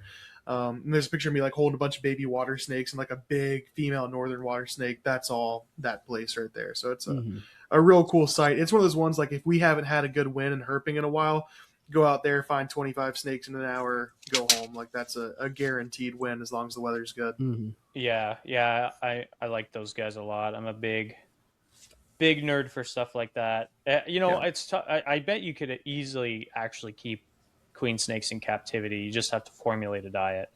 Yeah. Like in Canada, Repti Bites is doing kind of like what Repti Lynx does. Yeah. But they use a lot more whole prey and stuff. Yeah. You could do a crayfish for sure. Yeah, I think the hard part just might be getting them to take it. It's not as much about necessarily nutrition. I think it's because like, we've gotten to witness them eating the freshly molted crayfish, like taking them out as they're molting. We've gotten to see that predation and everything, which is pretty cool at that site. So I think maybe witnessing, because I think it's, and obviously there's people who know a lot more about this than me, but I think there's like a certain chemical scent that goes out into the water when they're molting as soon as that shell opens, and it's just like the pie on the window that floats in the queen snakes. That smoke trail through the water gets the queen snakes and just brings them all in, and they come by. I wonder if you at can the wild make that smell. Yeah if you could, that'd be pretty neat. Yeah, at the Wildlife Center, we have like a screen wall in the lobby. And on one of those screens, there's a David Attenborough reptile documentary that's just playing on loop. That's like 4 hours long. And there is like a little 5-minute clip talking about that chemical. He says the name in it and shows the queen snake finding the freshly molded crayfish and eating it in the dock, which is pretty cool. So cool. Such a cool snake. Super underrated. Oh, yeah. In general, not for keeping, obviously, but for just in general. People don't talk Yeah. about queen snakes enough, or any natricines for that matter, but Yeah. especially queen snakes. Yeah, it's kind of funny. Like as the time has gone on, when I first got into like herping and all that, I was excited to find whatever snake I could find, and then I got into it for a little bit. I'm like, okay, I'm too good for water snakes and garter snakes and stuff. I still am not a huge ribbon snake guy. Ribbon snakes I think are neat, but they just poop all over me, and so I'm like, I'll look at them, but I ain't touching them. Yeah. And then as time has gone on, now I'm just so excited to see them. The more I've learned about them and their natural history, I'm like, yeah, these things are common, but that's a part of their natural history and their ecology and their, kind of how they behave. And it makes them a very appreciated snake to me now. Whereas I used to overlook them. Now I'm like, yeah, I kind of want some. Like I was looking at your picture of your diamondback water snake. And I'm like, oh man, dude, So that awesome. thing's sick. I love that diamondback. Yeah, I was like, that would be pretty cool to have. Her name is Melinda. Melinda. Nice. She's Melinda. She's named after an Opeth song. Nice. And her sibling is named Serenity, named after an Opeth song. Nice. Yep. The diamondback. Do you have any snakes named after what do we call it? Genital necrosis songs? Yeah. So yeah. I have penile wardage over there. There we go. Nice. Yeah. Genital necrotis or whatever. Yeah. No. All my names are really stupid. My Hog Island boa is named Hibby. It's Hog Island boa and then I added an I on the end. Nice. Yeah. My Cayman is named Voodoo. Actually, you have a Cayman? We got a Cayman. Yeah. Was it a spectacled or a dwarf smooth Cuviers? Cuviers. I don't want to fucking. That's awesome. My mentor tried to give me a spec. I was like, "Fuck you! I'm not." They're pretty cool. His name was Big Nasty. His name was or not Big Nasty. His name was. I think his name was what the fuck was his name? Big Meanie or something like that. It was something like that. Or Big Psycho. It was Big Psycho was his name. Psycho. And I was like, you want me to take Big Psycho and use him for programs? I was on the field trip. Of course. Like, that's pretty sweet. He was a nightmare to catch, dude. Get yourself a nice trig. You'll be fine. Yeah. Even trigs, dude. Like we have these at Steve's place. We have Bonnie and Clyde, these two trigs, like an adult pair. You think trigs get fucking 5 feet? Bullshit. This guy's huge. Like he's massive, and he's an asshole. Like trigs these things are scary. They were scarier than Big Psycho. I do like trigs, but I'll stick. One Cuvier is enough. Brannick messages me like a week ago, and he's like, "Hey, my buddy's getting rid of his cube. Do you want it?" And I just wanted to block him. Like, no, one is more than absolutely not. See, yeah, I wish we could have crocodilians in Kentucky. They're like super strict, which now it scratches the itch being able to work with them at my zoo. Yeah. But even then, I'm just working with like little alligators. Like I'm not working with anything crazy. We had an Orinoco crocodile for a little bit. Nice. But he outgrew our facility, so he got sent back. He was on loan, so he got sent back through his SSP. But he was really cool. It's got to work with an Orinoco for a little bit, but most of my work there has been little alligators. But still, I pretty. haven't worked with Orinoco. Well, I don't even know if we have Orinoco in Canada. We might at some bigger government zoos, but I did a lot of gators, specs. We had some Yakaris for a while. I think there's no Yakaris left in Canada except maybe in zoos because they all got sent to South Carolina to live at some facility. I can't remember where it was. It was like a big thing we did, our zoo, where we spent like 60 or 80 caimans to South Carolina to live out in this outdoor facility. That would Alligator Adventure ring a bell with maybe. that? I think they're in I don't honestly, dude, I don't even think they gave me a name. I was like 13 at the time or something. Oh, nice. Yeah. Since we're talking about crocodilian personalities, we've got a couple small alligators at the center on loan. And yeah, even though they're both American alligators, one is like an angel. You could do whatever you wanted with it, and it would just sit there. And the other is just an asshole. Yeah, their personality is very. For us, we had two. We had a Nile and a Salty, and they were both young. Right, they were both about 10 feet long, and the Nile was a young male, and the Salty was a larger female, 10-foot female, and they weren't together. They were separate, but the difference between those animals was so funny because you would almost think that the Nile would be the asshole because like Niles are the ones that'll just eat people, right? the Nile was like so shy. It took us a long time to acclimate him. He would only eat at night when we weren't around, this and that. And then I remember the day we had to bring that salt water from our quarantine room down 2 flights of stairs in our building to her enclosure. And she's like whipping us around and like just going absolutely bonkers. We're trying not to fall over the railing of the stairs for the saltwater croc. And she was nasty. She was nasty. How the fuck did a saltwater croc get here? That's what I want to know. I don't fucking know, dude. God knows. That's a good question. Yeah, I don't know. I don't know. She might have been the only saltwater croc in Canada. Is that the one? Is there one at Reptilia now, or? It depends on where Little Ray's sent her. Maybe because they're closed now, so they shut down. Mm-hmm. So I don't know where they sent her. Probably nowhere good. Yeah. Yeah. But anyway, working with crocodilians was fun. I'm content. Mm-hmm. I go visit Steve like once a year and play with his, and then that scratches my itch. I'm happy with the Cayman here. She's awesome, and that's it. I don't need any more. I'll get more Varanid. So I think I want a Nile. Monitor. I'm a big supporter of Niles. Yeah, they're fucking awesome. We had a couple. Yeah, I feel like they get. I mean, I know they're not, as nice as your water monitor, obviously, but I don't know. My dad had kind of a revolving door of them. He would go to an expo, especially when they were a dime a dozen as wild caughts when I was little, and he'd get a little baby for like $10-15, and he would take it home, and he'd have it for a year or two until it was, too big to stay in a glass aquarium and start, doing the pacing and the nose rubbing. Then he'd take it to the expo and flip it for like $30. Yeah. And then use the 15 of that 30 to buy another baby. And I mean, I don't know. I thought they were nice enough. Now, I will say we had kind of an odd training technique with them. We'd fill up when they were babies. We'd fill up the bathtub with water and just let them do their thing in it. And we would just leave our arm as like the only thing they could climb. Yeah. I've heard eventually, that before. Eventually they would tire themselves out and climb on their arm. And then, I mean, they were chill. And after doing that a few times, it's like they kind of figured out, oh, this thing isn't going to kill me. It's kind of my I lifeline listened to a podcast. I've always liked Niles. I kind of like you. I like the unsung heroes, like my garter snakes. I love gnolls, copperheads. Love gnolls. Fuck, what else? Like I can't even think of any examples. Like if any animal is like people fucking hate it, I probably like it. And like, oh fuck, what were we just talking about? I just forgot. Niles monitors. Nile monitors is one of them, right? Yeah. And you know what, dude? Another one. Jay Lynn makes fun of me for this. I always wanted a big pissed off green iguana, like a huge asshole male. No, not and for she me. She was like, dude, like you want like a trap house lizard? And I was like, fuck that. Like, Yeah. Because if you get rid of any negative image and connotation you have of a large male green iguana in your head, like get rid of their reputation and the reputation of the people who keep them. Okay. Yeah.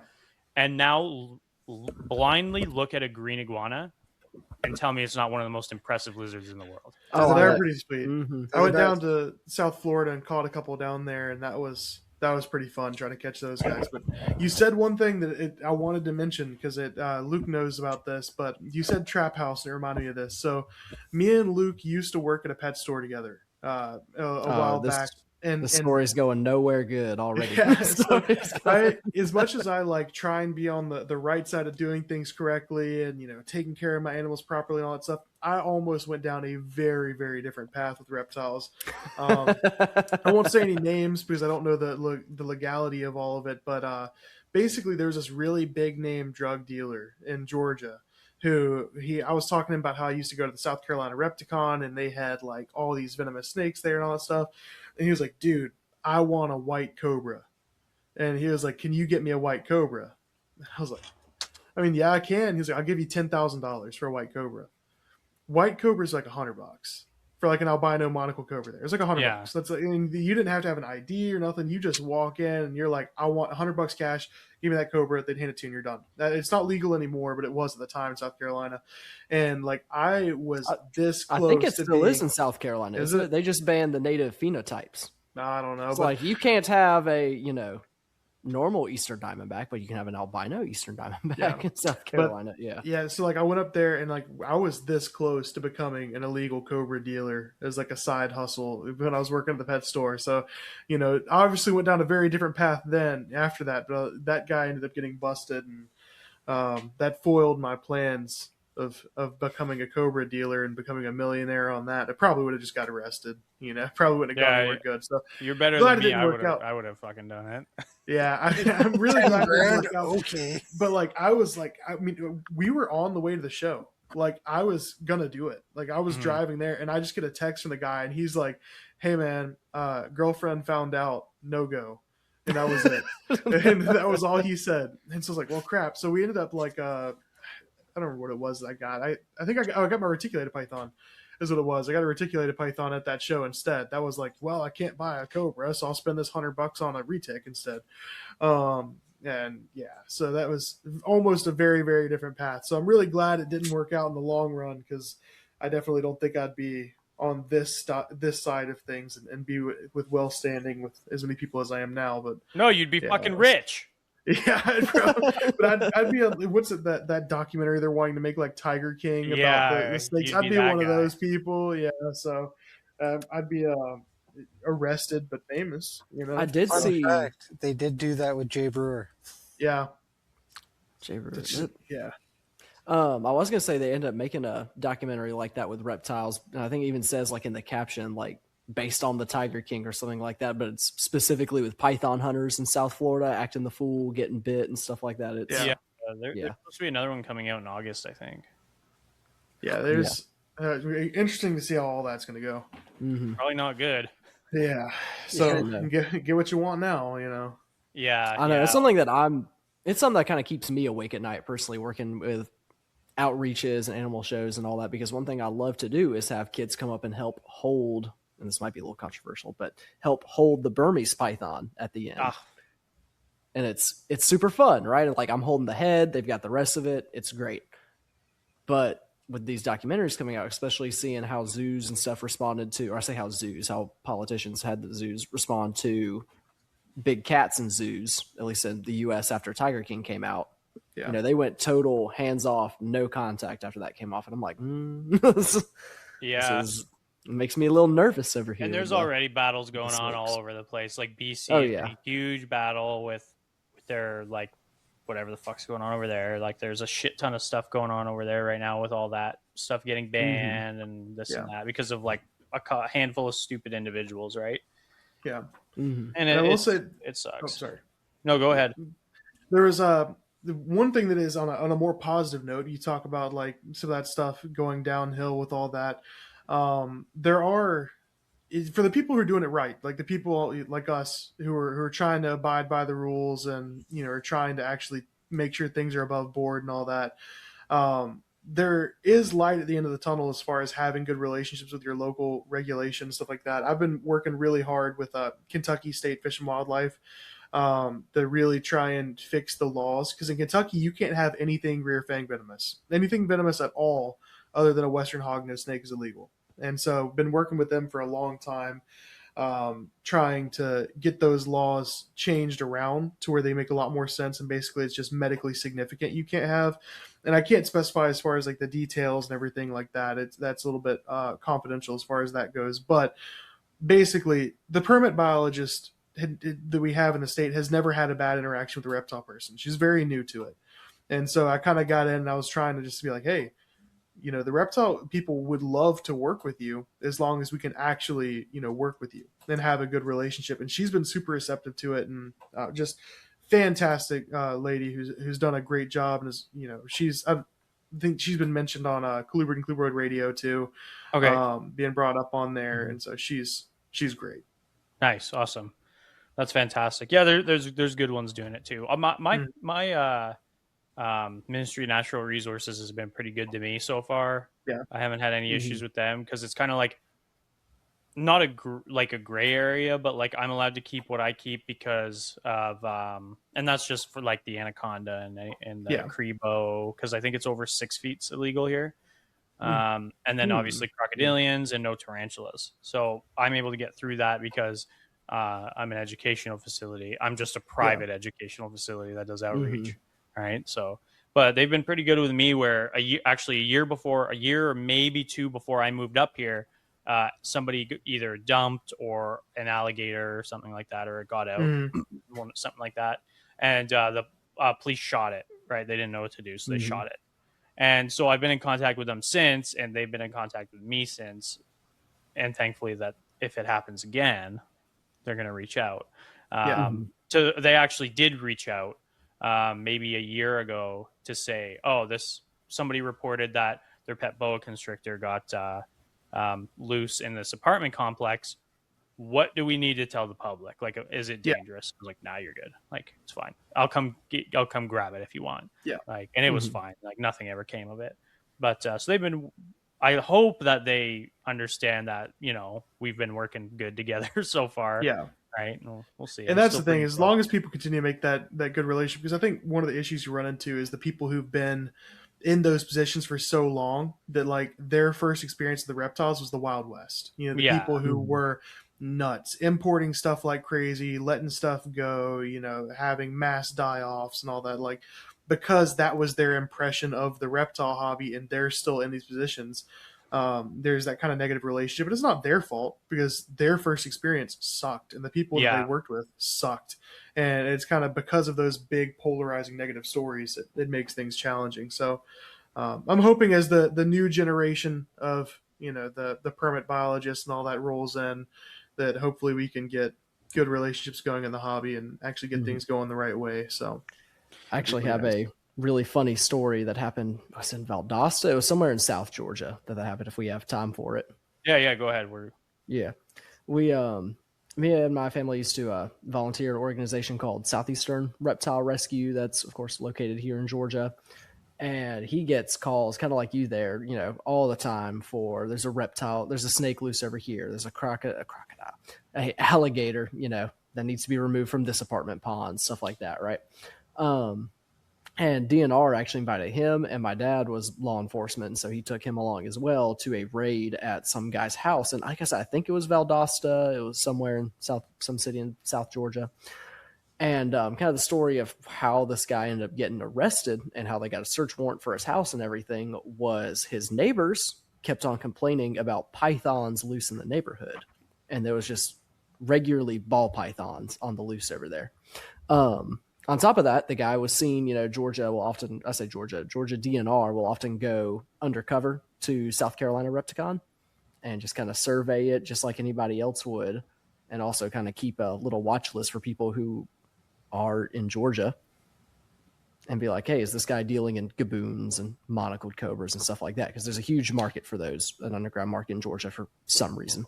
Jeez, but really? anyways, oh yeah, they get confiscated a good bit over here. Those two in particular.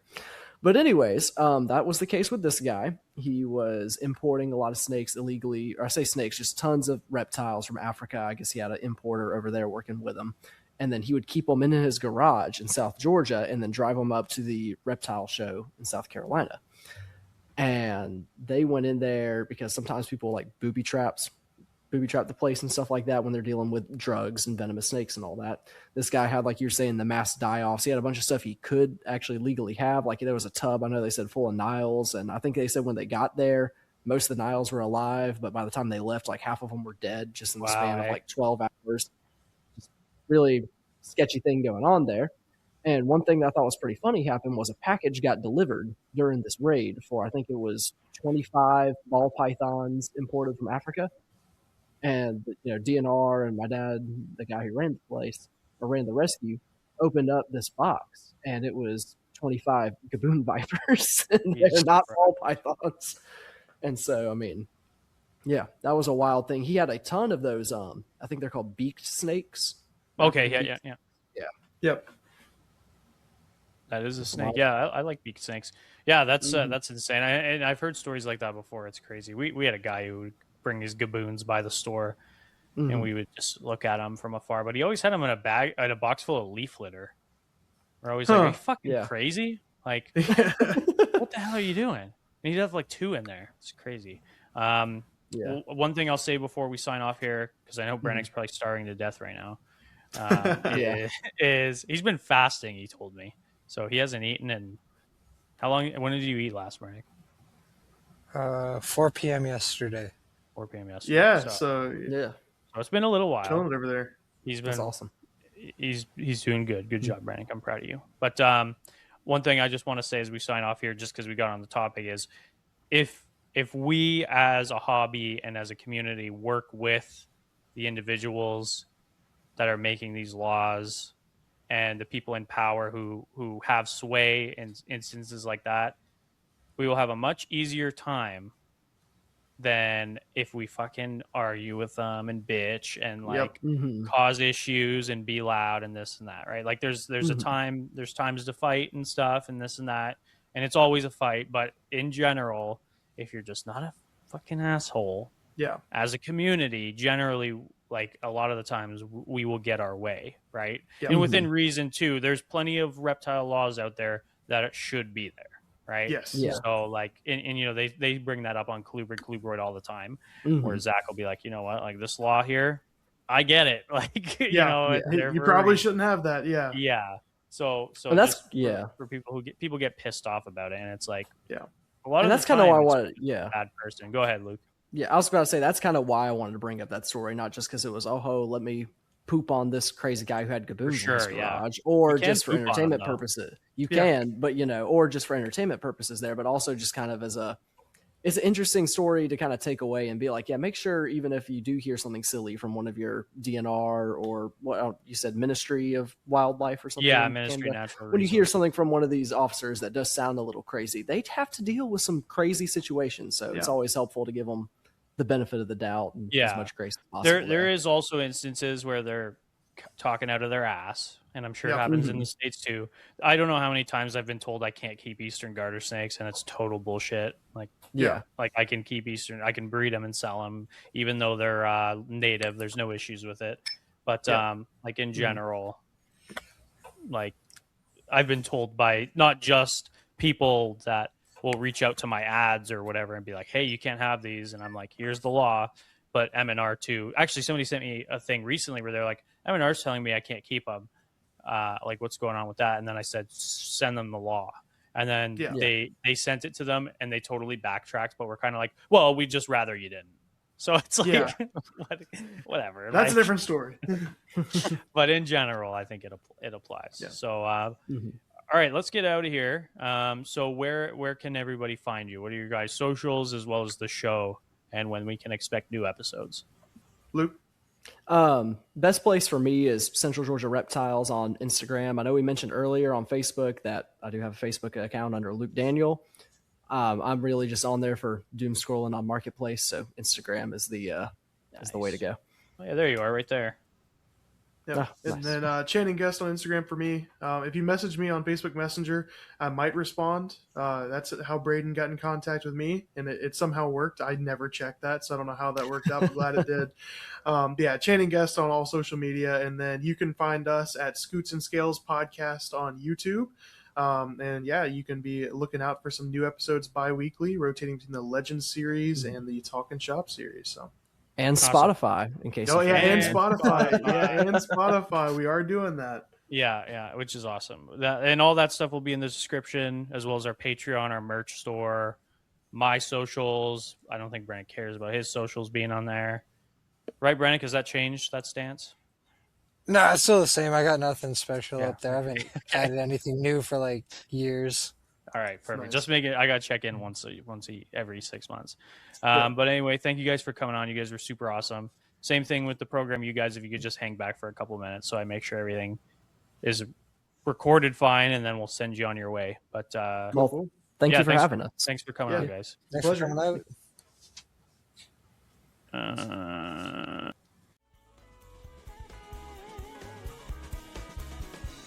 Thank you for tuning in to Creature Crossing. Please check the description for social media links, Patreon, and more. Feel free to subscribe and leave us a review. The song used for our intro and our outro is called The Snake Eater's Palace, Outer Heaven by Audio Mocha, Anime Vivi, and Endless Repeat, which we found at ocremix.org. Thanks again for listening.